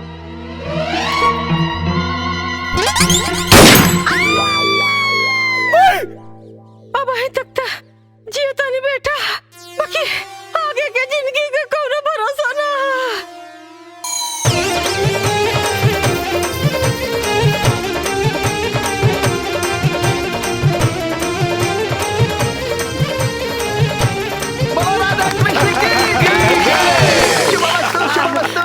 बेटा हम बच गए नहीं। अरे तू बच गई लू, यहाँ फंस गई नहीं। चला यहाँ से। चल चल आजा। अरे अकेले अकेले कहाँ जाता नहीं, राउर बहुरिया साथे लेके जाई। बहुरिया? कवन बहुरिया? केकर बहुरिया? अरे हाई बहुरिया, राउर बहुरिया और के कर। मान न मान, हम तार मेहमान, ऐसन कैसन बहुरिया हैं? सुनी, राउर बेटा हमरा बेटी के साथे साथ फेरा ले लेबा, एकरा मांग में सिंदूर डाल लेबा, मंगलसूत्र डाल लेबा, एकर सब का सबूत हमरा लगे बा। अगर हमरा बेटी के अपन बहुरिया माने से इनकार कैनी तो पूरा परिवार के जेल भिजवा दे, बुझनी? हाँ भले जेल खटब, लेकिन हम एकरा के अपने संगे लेके ना जाए। चल बेटा चल। सुनी, अरे ब्याह के बाद अगर एगो लड़की के ओकर पति मंडप में ही छोड़ के चल जाए तो कहाँ जाए? ये दुनिया के काम मुंह दिखाई। कम से कम जाए से पहले हमरा के अपना हाथ से जहर दे के जाई, कहे के बाप के बिना हम ना जी पाई। ऐसे ना कहे कि बिटिया, ऐसे कहे कहता रू। भले हमार बेटा तोरा के अपन पत्नी के दर्जा ना दे, हैं? बाकी तो अब हम तोरा के अपन बिटिया बना के रखब। ए माई, चल आओ। ई का बात करता है?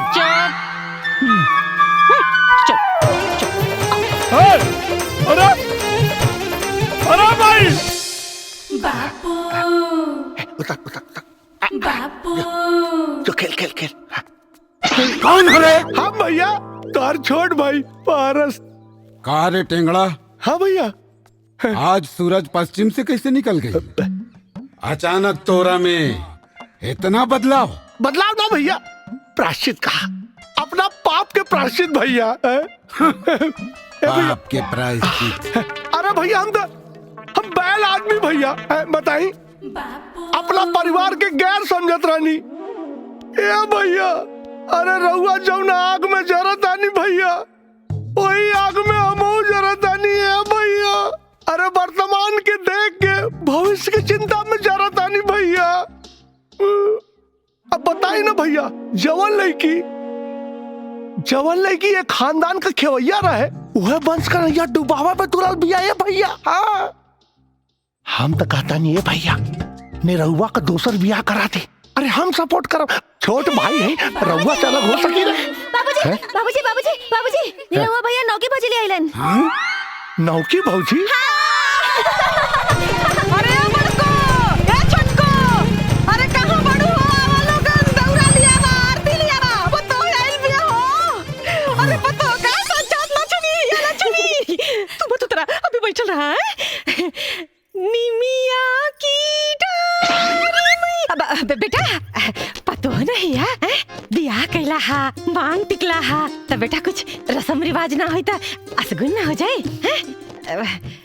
निमिया की डाली झूलुआ। ये सब इतना जल्दी कैसे रे? अरे इतना जल्दी का जरूरत रही है के? अब तू लोग के पता नहीं लगा कि भौजी आवत है नहीं ना?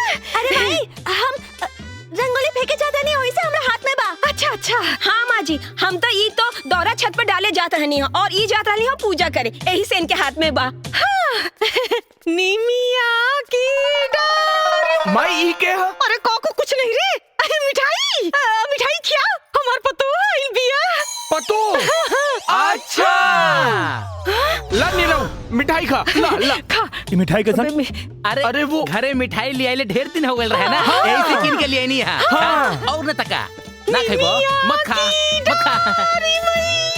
झूली झूलू उतरा बच्ची की झूली। अरे आराम से झूली ना धीरे से रखिया में गोड़ ए नंदुआ गाड़ी पकड़ता बेटा तू उतरा। मैया मोरी गावेली गीतिया हो बेटा हो ए में गोड़ डाल के तो चला।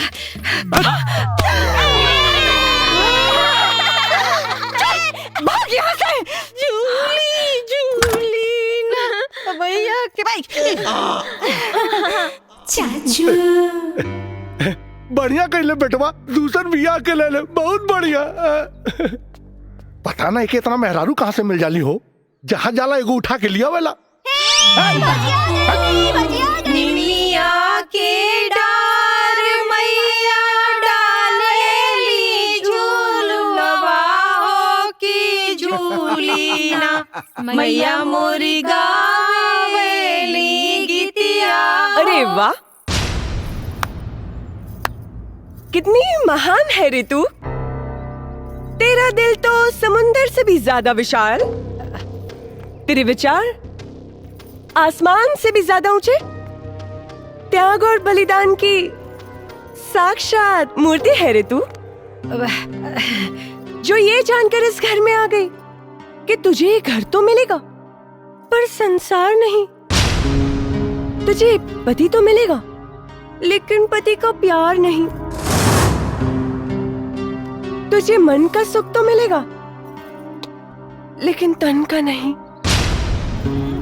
तेरी मांग तो भरेगी लेकिन गोद नहीं, तुझे यहाँ बहू बेटी चाची दीदी मामी काकी बुआ सब कहने वाला मिल जाएगा लेकिन माँ कहने वाला कोई नहीं मिलेगा। ये कहा तारी के बारी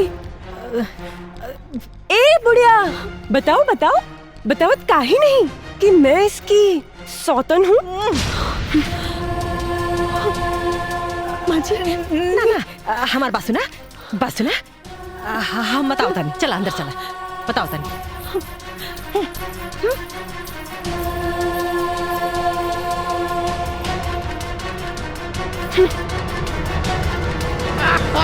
अब आई मजा। ये तो पेशाब है क्या रे? अरे तो नहीं बाप पर अरे बापा पे काहे मुंह तारा रे? अरे नीरव भैया ये दूसर की भौजी लियाल बाड़े ना ऐसे मुंह तेलस ना वो भी दुगुना। अरे तो इन रहुआ जब जब भी आ करी तब तब मोर लइका मुती है का मोरे ऊपर और न तका। अरे रुका तनी के बताओ थी हम। क्यों रे सौतन, तो अभी तक यहीं पर है, गई नहीं? अरे हम काहे जाए, ये हमार घर है, हम यही से रहे और अपन संसार बसाई। सुन, मुहे में करखा पतवावा खातिर तैयारी कर ले। ए बुढ़िया, तू क्या समझती है तूने इसको पटा लिया तो तेरा हर अरमान पूरा हो जाएगा? कभी नहीं। निरहुआ मेरा पति है, मेरा। इस छिपकली का कभी भाव नहीं देगा। तेरा कोई सपना पूरा नहीं होगा। अरे हम पूरा करे बम्मा जी के सपना। हम देवी खानदान के वंश और वो एगो ना पूरा 1 दर्जन। और ओकरा बाद तोहरा के नौकरानी बना के अपना लइकन के टट्टी धुलवाई। टट्टी धुलवाई बड़ा हिली है बतियावे।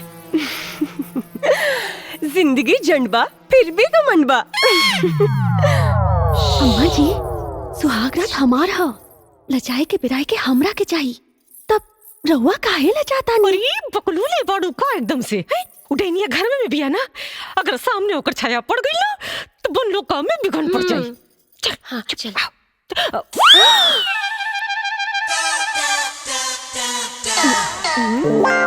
जा जा। लेकिन अम्मा जी हमरा लाज लागता।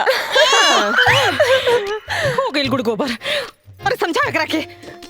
अरे आज लजाइबू तो पूरा जिंदगी लजाते रह जाइबू।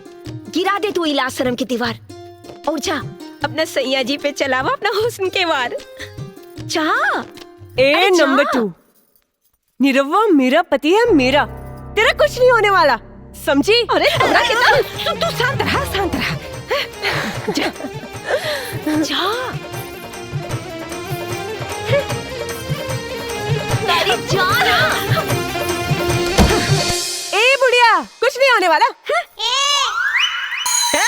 कुछ नहीं होने वाला, कुछ नहीं, सब कुछ है।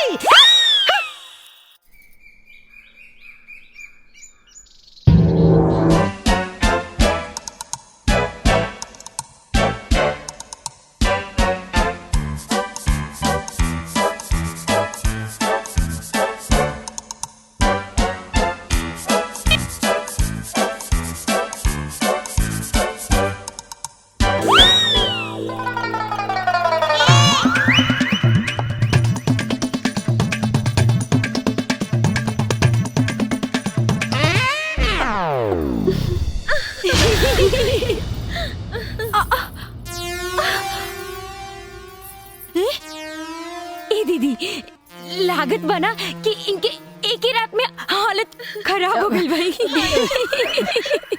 लागत है कि देवर जी 30 साल के कसर एक के दिन में निकाल ले बानी।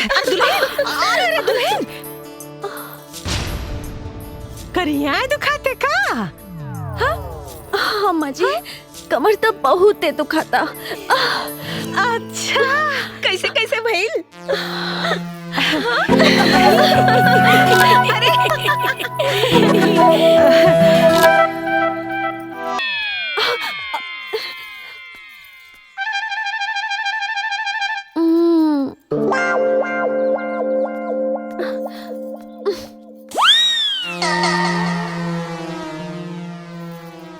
राजी कई के बलमबाजी मार ले ले कोरा भर के। क्या रे बुढ़िया की दुमछल्ली नंबर 2 कैसे बोल रही थी? कमर दुखाता। भूल गई? चोर कितना भी शातिर क्यों ना हो, कोई ना कोई सुराग तो जरूर छोड़ता है। मतलब चल तुझे दिखाती हूँ। अरे सुनो। ये क्या है? चटाई इधर पलंग उधर। हाँ, बड़ी है सुहागरात मनाने। हाँ, ए बुढ़िया, तेरी फुसफुसिया से कुछ नहीं होगा। किसी काम की नहीं है, किसी काम की नहीं। निरहुआ मेरा पति है, मेरा। मुझसे प्यार करता है। इस निठल्ली को तो भाव भी नहीं देगा। अबे बुढ़िया, अभी भी हार मान ले। पोत ले काले अपने मुंह पर। टिचू कुछ नहीं होगा, कुछ नहीं होगा, कुछ नहीं होगा। सब कुछ होगा, सब कुछ। अम्मा जी। अरे बिटिया, ऐसे दिन करा, ऐसे दिल छोटा मत करा।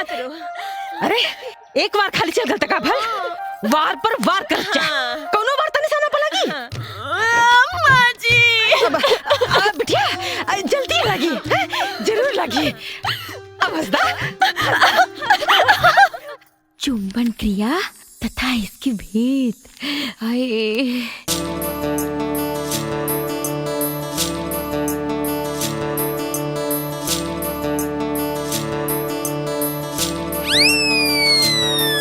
अरे दीदी हुआ अच्छा ता आजकल काम सूत्र के किताब पढ़ल जाता हम हो कहीं कि आजकल सजिए का दरवाजा बंद हो जाता दीदी की तबीयत दे दी ना अरे अरे आप तो ये हम हूँ पूरा किताब पढ़िए के देम दीदी अरे दीदी अरे ना ना हम ना देम दे देना अरे दीना अरे ना ए दुल्हन कहाँ भागत जाता रू तनी एक कप चाय बनावत है जी बाबूजी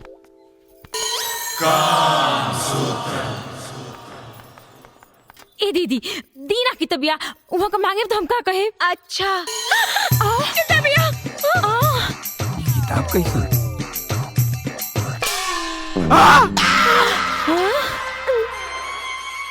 बाबूजी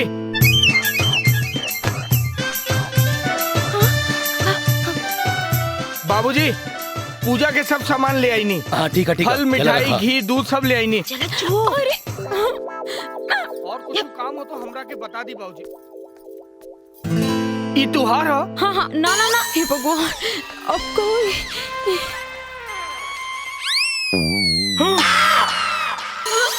सुकुमार माई ए सुकुमार अरे सुन रे हाँ माई कल पुनवासी ह कथा कहे के पंडित जी से कहले रहले हा हम भुला गए नी माई अरे तो जो कह दे कल पुनवासी है कथा कहे के बुझाइल और लौटत बखत ठाकुर के कह दी है कि सबके बलौटा दे दी है ठीक बा माई अरे एने ना ओने जो हाँ माई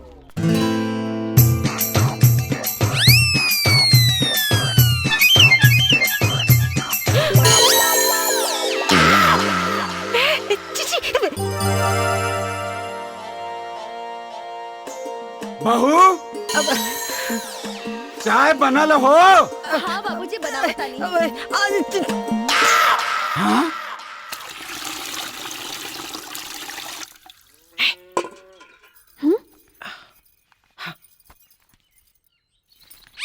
छी छी छी अम्मा जी रवा का दिखाओ तानी रवा लाज नहीं के लागत और ये बच्चा खरी तो औरों के दिखे खातिर थोड़े न देनी है ना आप काम सूत्र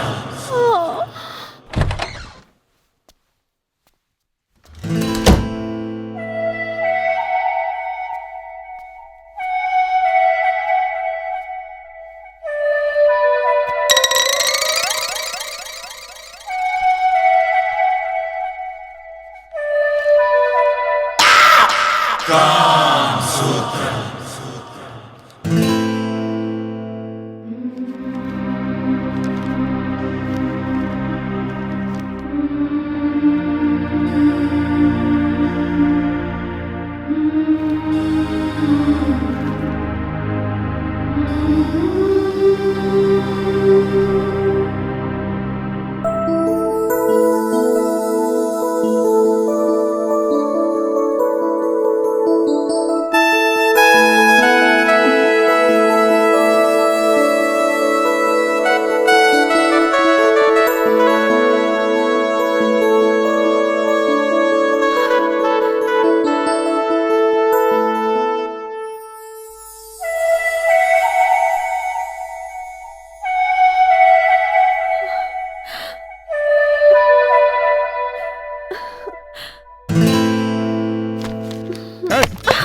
दिमाग खराब हो गया बा हाँ समझ में नहीं क्या बात बार बार समझेला के बाद भी चल निकल बाहर चल निकल चल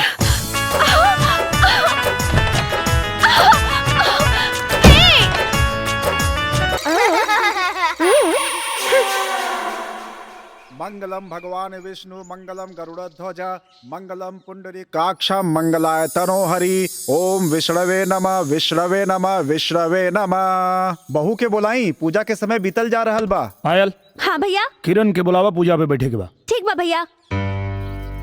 मुझे तैयार होने में आधा घंटा टाइम लगेगा, इंतजार करो। पंडित जी आ गई ना, लोग आ गई ना, मुहूर्त निकल जाता। अब उनके आधा घंटा क्यों बैठ के जो ही। चल चदनिया बैठ, पंडित जी पूजा शुरू करें। चल। ओम भूर्भुवः स्वः तत्सवितुर्वरेण्यम्। ये बुढ़िया 2 साल से सत्यनारायण भगवान के पूजा ना करौलस। आज न जाने ऐसा का हो गइल कि उ सत्यनारायण भगवान के पूजा करा रहल बाड़ी। कहीं ऐसा त ना कि दूरो सोतीन में सुला करा दलस। अगर कहीं ऐसा हो गइल होई त हमने के कईल कराइल पर पानी फिर जाई। एक लफड़ मारब लफड़ा जी में। कितना देर खानी की रिस्क मत ले, रिस्क मत ले। निरहुआ के नपुंसक बना दे, लेकिन ना अगर ऐसा हो गइल ना चुनिया तो याद रख तोरा से भीख मंगवाई और हम बैठ के खाई पकड़ पकड़ करे ले। बोलो सत्यनारायण भगवान की जय। सभी माता पिता की जय। जय जजमान, अपन बड़न के आशीर्वाद ले ली।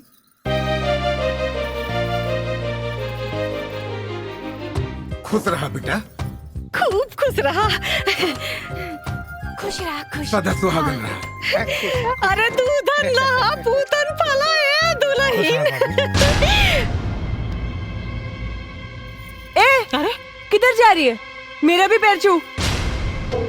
हम ना छुए। क्यों नहीं छुएगी? मैं तुमसे बड़ी हूँ। अच्छा, खाली बातें में बढ़कर बड़ी हूँ बड़ी हूँ।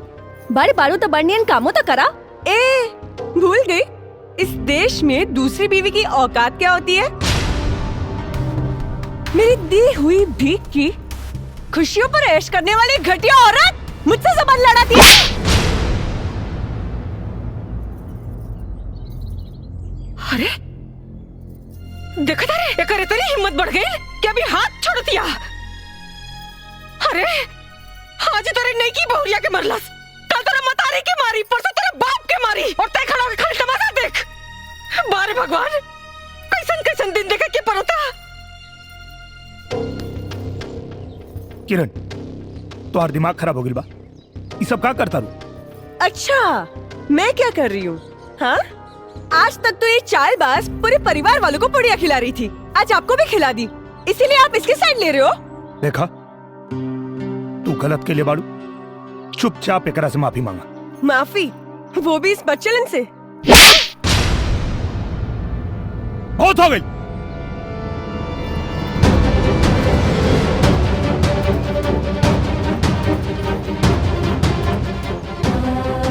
चल दुल्हन, जाए लोग, आप लोग अपने अपने घर जाए।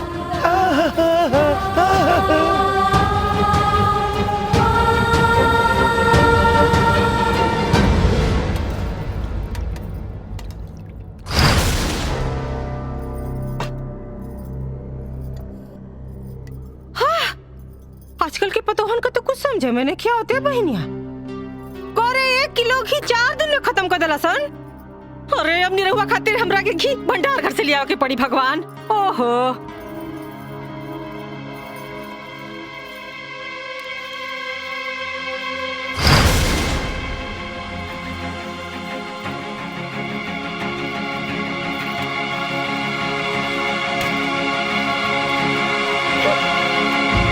दुल्हन दुल्हन ला, बचवा हमार सवेरे से कुछ नहीं खेले हुआ है ना। ला आज ना खूब मन से एकदम गिरा दिया, मतलब खिया दिया है ना। खिया दिया हाँ?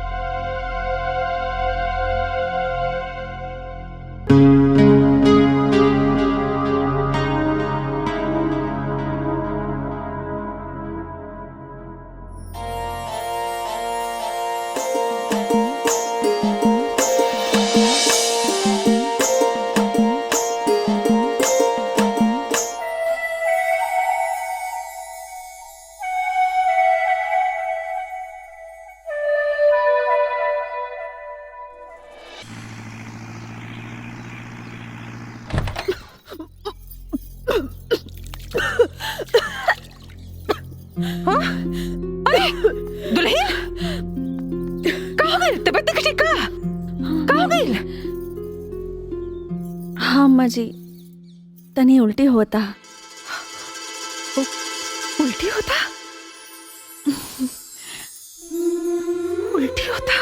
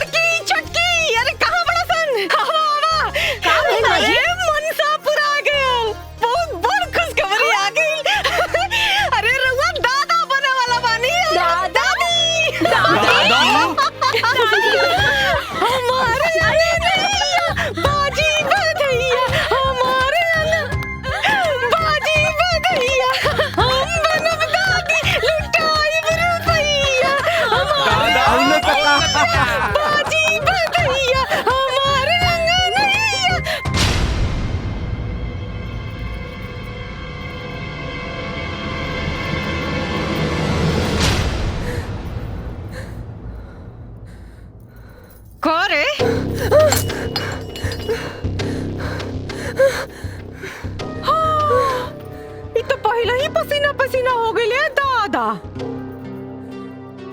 हमरा पतो के माई बने का खबर सुन के एकरा तक करे जा सांप लौटा लगल हो हैं? बड़ा कहत रहे कि खानदान के वंश के आगे न बढ़े दे। देख सुन लेना भगवान, अरे जकर राम रखवैया ओकर का बिगाड़ी कोनो कसैया। अब ते देख पूरा गांव बुलाइब, मिठाई बांटब, नाचब गाइब, खुशी मनाइब, तोरा के चराइब। अरे पहली काम आई जो किनारम बाबा कैसे तब बीज बनवा के लिया। का पता है डाइन का हमरा पतो का कोख मार दे तब। सही कहा तारी। कुल खातिन कहेंगे। चल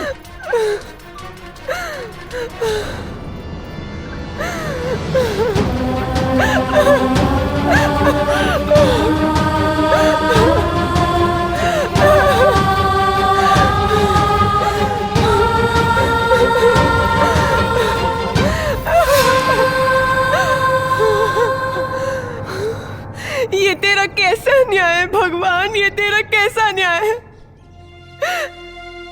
जिसने इस घर को वंश देने के लिए इतनी बड़ी तपस्या की, आज तूने उस तपस्या का ये फल दिया, उस पे लांछन लगवाया कि वो इस घर के वंश को नाश कर सकती है। क्या कसूर है मेरा? यही ना कि मुझे कैंसर है और मैं मरने वाली हूँ, यही ना कि मैं इस भयानक बीमारी के बारे में किसी को नहीं बताया। मेरे देवता समान पति का दिल तोड़ा है मैंने। मैं ऐसा नहीं करती तो क्या करती?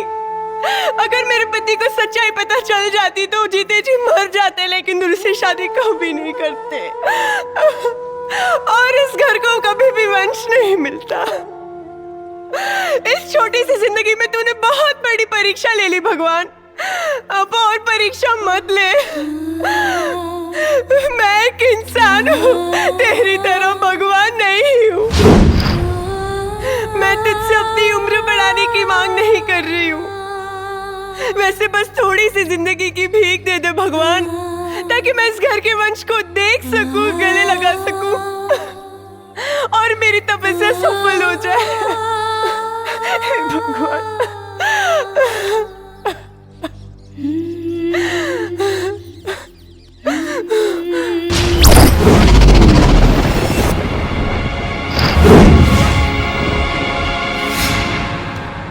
कैसे पता कि तोरा के कैंसर हो? कैंसर मुझे नहीं तो। छुपावे की कोशिश मत करा, सच सच बताओ, तोरा के हमार क्रिया?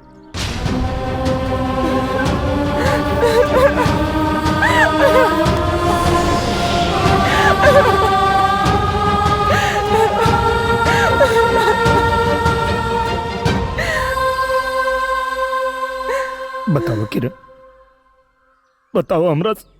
अपनी सुहाग रात के दिन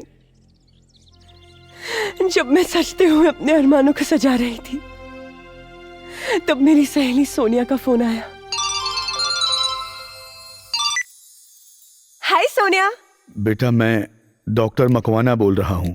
ओह अंकल आप। बेटी मैं तुम्हारे पापा को फोन लगा रहा था पर नॉट रीचेबल आ रहा था। मैं तुम्हें बताना तो नहीं चाह रहा पर मैं मजबूर हूँ बेटा। अंकल अब पहेलियां क्यों बुझा रहे हैं? साफ साफ कहिए ना। बेटी तुम्हें यूटेराइन कैंसर है, वो भी आखिरी स्टेज पर। हम चाह के भी तुम्हें नहीं बचा सकते बेटी। अंकल क्या मेरी इतनी जिंदगी बची है कि मैं माँ बन सकूं? इस जन्म में तो तुम माँ नहीं बन सकती। हेलो किरण बेटी।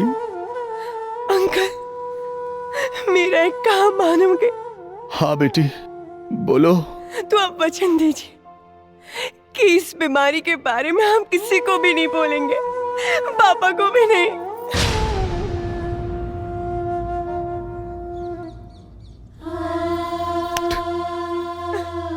बहुत अभागा बानी हम, बहुत अभागा बानी।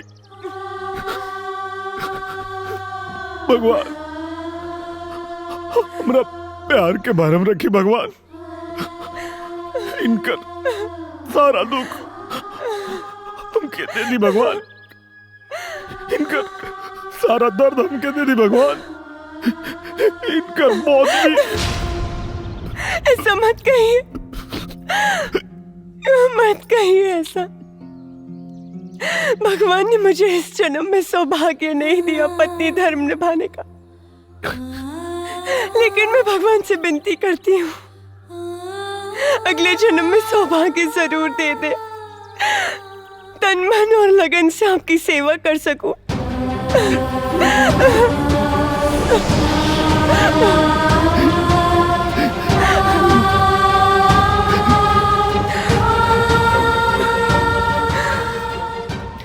आपको मेरी कसम है, ये बात आप किसी को नहीं बोलेंगे।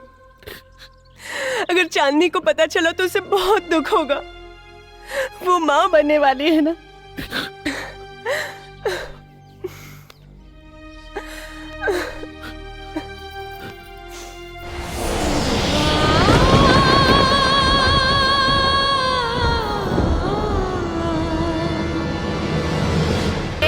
जा अपने माई के गोड़ धैला, ओकरे बाद सबके आशीर्वाद लैला। आवा जा, आवा ना जा माँ जी के पास। सबके आशीर्वाद लेने की चाहिए।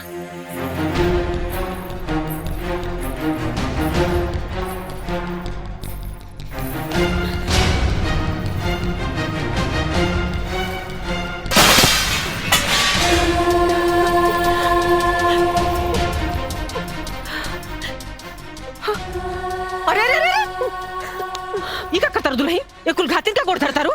उसे कहा भाई लम्मा जी, ये अपन सुहाग बटले बाड़ी, तबे तो हम सुहागिन बानी। कहा बोलत?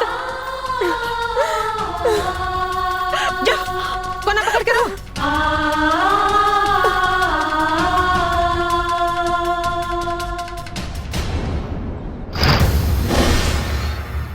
चल, चल, निकल, चल। आज तो सारा घमंड चूर चूर हो गई। अरे तोरा लाख सरपले के बाद भी भगवान हमार मुंह उजियार के देना। हार हलवाई खानदान का वारिस तोरा अरमान पर पानी फेरे खातिर। खाली अरमाने पे पानी फेरे ना माँ जी, एकरा छाती पे किल्ला गाड़े खातिर। ए माई, मुंह तो देख, बुझाता कि विपत पड़ल बा। विपत तो पड़बे न करी बिटिया। अरे एकर हार जवन हो गई और हमार जीत जवन हो गई। अरे माई बहन लोग, हमार मुंह का देखता नहीं है। अरे वह जीवनी है जो दिन रात हमरा पतों के ताना मारत रहे। थूका लोग, थूका एकरे मुंह पे। भाई क्या करता तू? अरे वाह, आज माई के बात पर तो तोहरा मुंह से बोली निकल गई। अजय ई माई की इज्जत उतारत रहे, तहिया मुंह में दही चावल रहे। देखा तू लोग ठीक नहीं करत लोग। अरे तू लोग का पता नहीं कि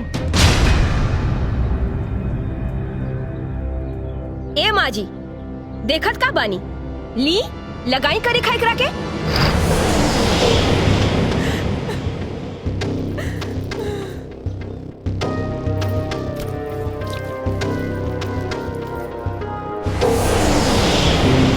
ले जाई लगाई, लगा दी।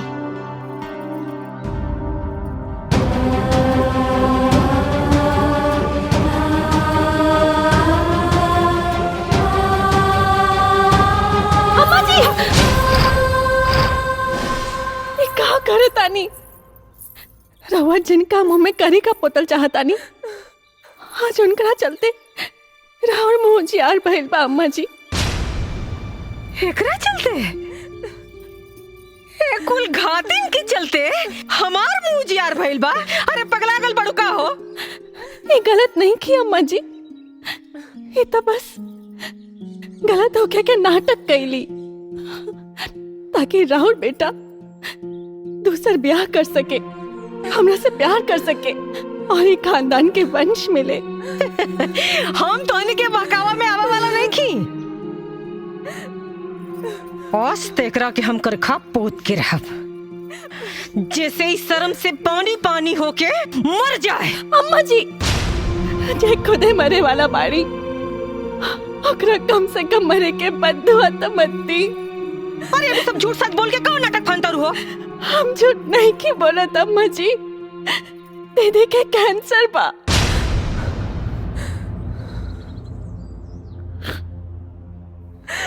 काका कैंसर? हाँ माई, और अभी बस कुछ दिन के मेहमान बाकी।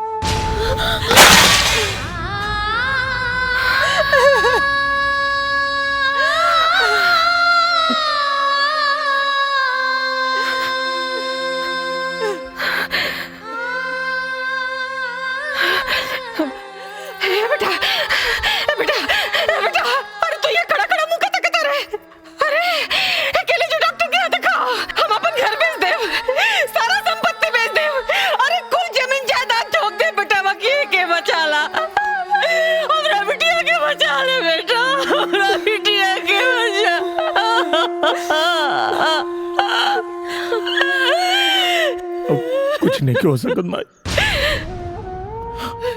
कुछ नहीं क्यों हो सकत। हम डॉक्टर से बात कर ले बानी,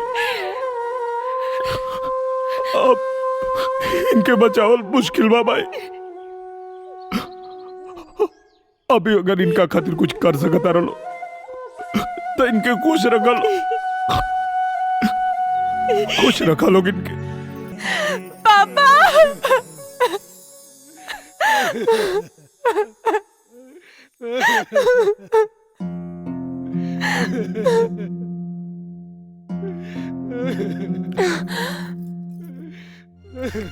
पापा आप ऐसे रो रहे हो जैसे मैं कल ही मरने वाली हूँ। जस्ट चिल, शट अप, मैं तो सालों साल जीऊंगी। मेरी अच्छी बेटी। गंदे पापा, मेरी प्यारी बेटी। झूठे पापा, मेरी सुंदर बेटी। टकले पापा, पापा बेटी।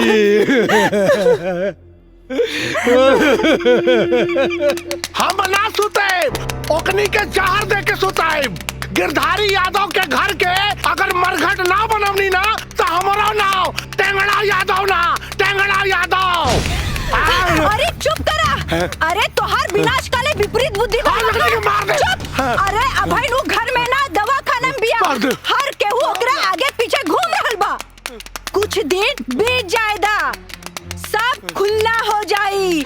ओकरा बाद हम मौका मिलते ही विनाश कर देब, वंश के नाश कर देब।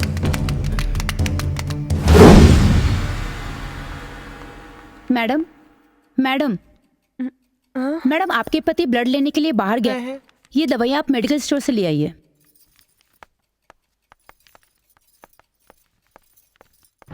कहाँ बाने? औकत लेके कहाँ बा? देखा ठीक से। आज अगर वो मिल गई ना तो निराहुआ के वंश का अंत यही अस्पताल में हुई।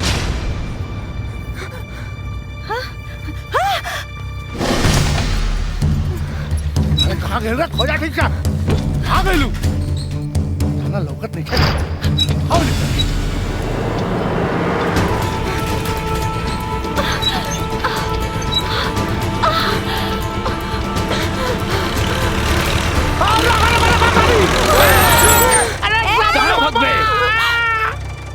आज तू बच के कहाँ जाइबू?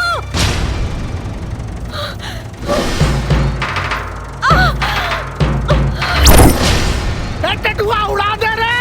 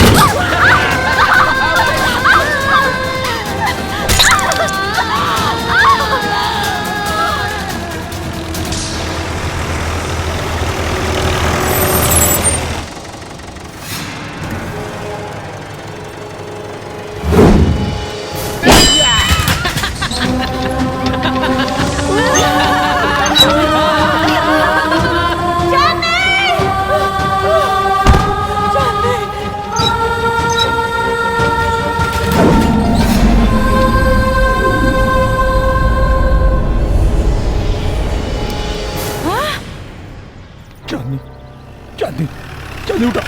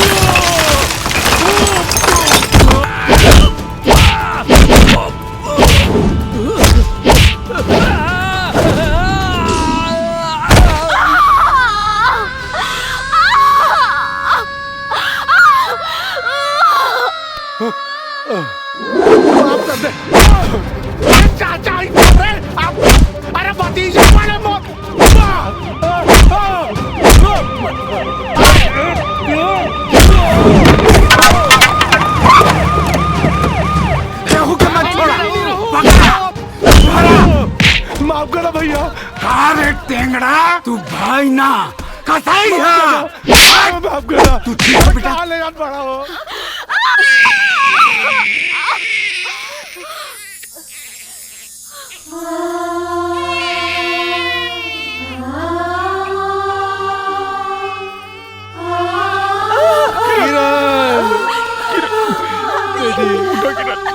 किरण बेटी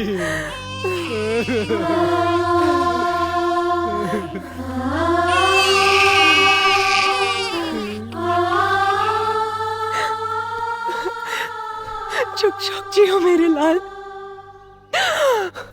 आज मेरी तपस्या सफल हो गई।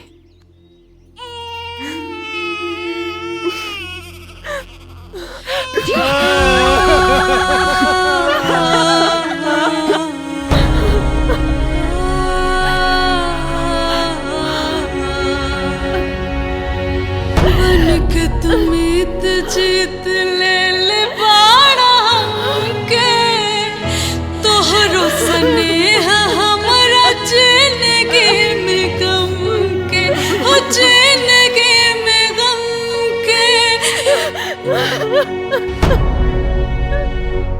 तू ही तहलू एक फूल के दिया नवा, सपना पूरा के खुद भइलू सपनवा। दुनिया के लोग बाट घरवा दुआर के, तू तो बाट गइल अपन सिंदूरा सिंगार के।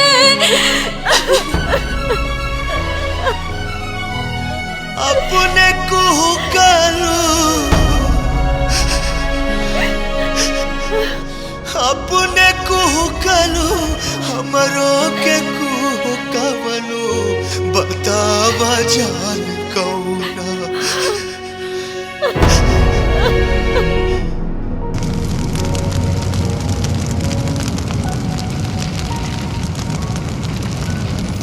हे, जस्ट चिल। रउआ लोग काहे इतना रोवतानी? हम फिर से आए, बुलावे ना हंसावे अगले फिल्म में। तब तक टाटा बाय बाय।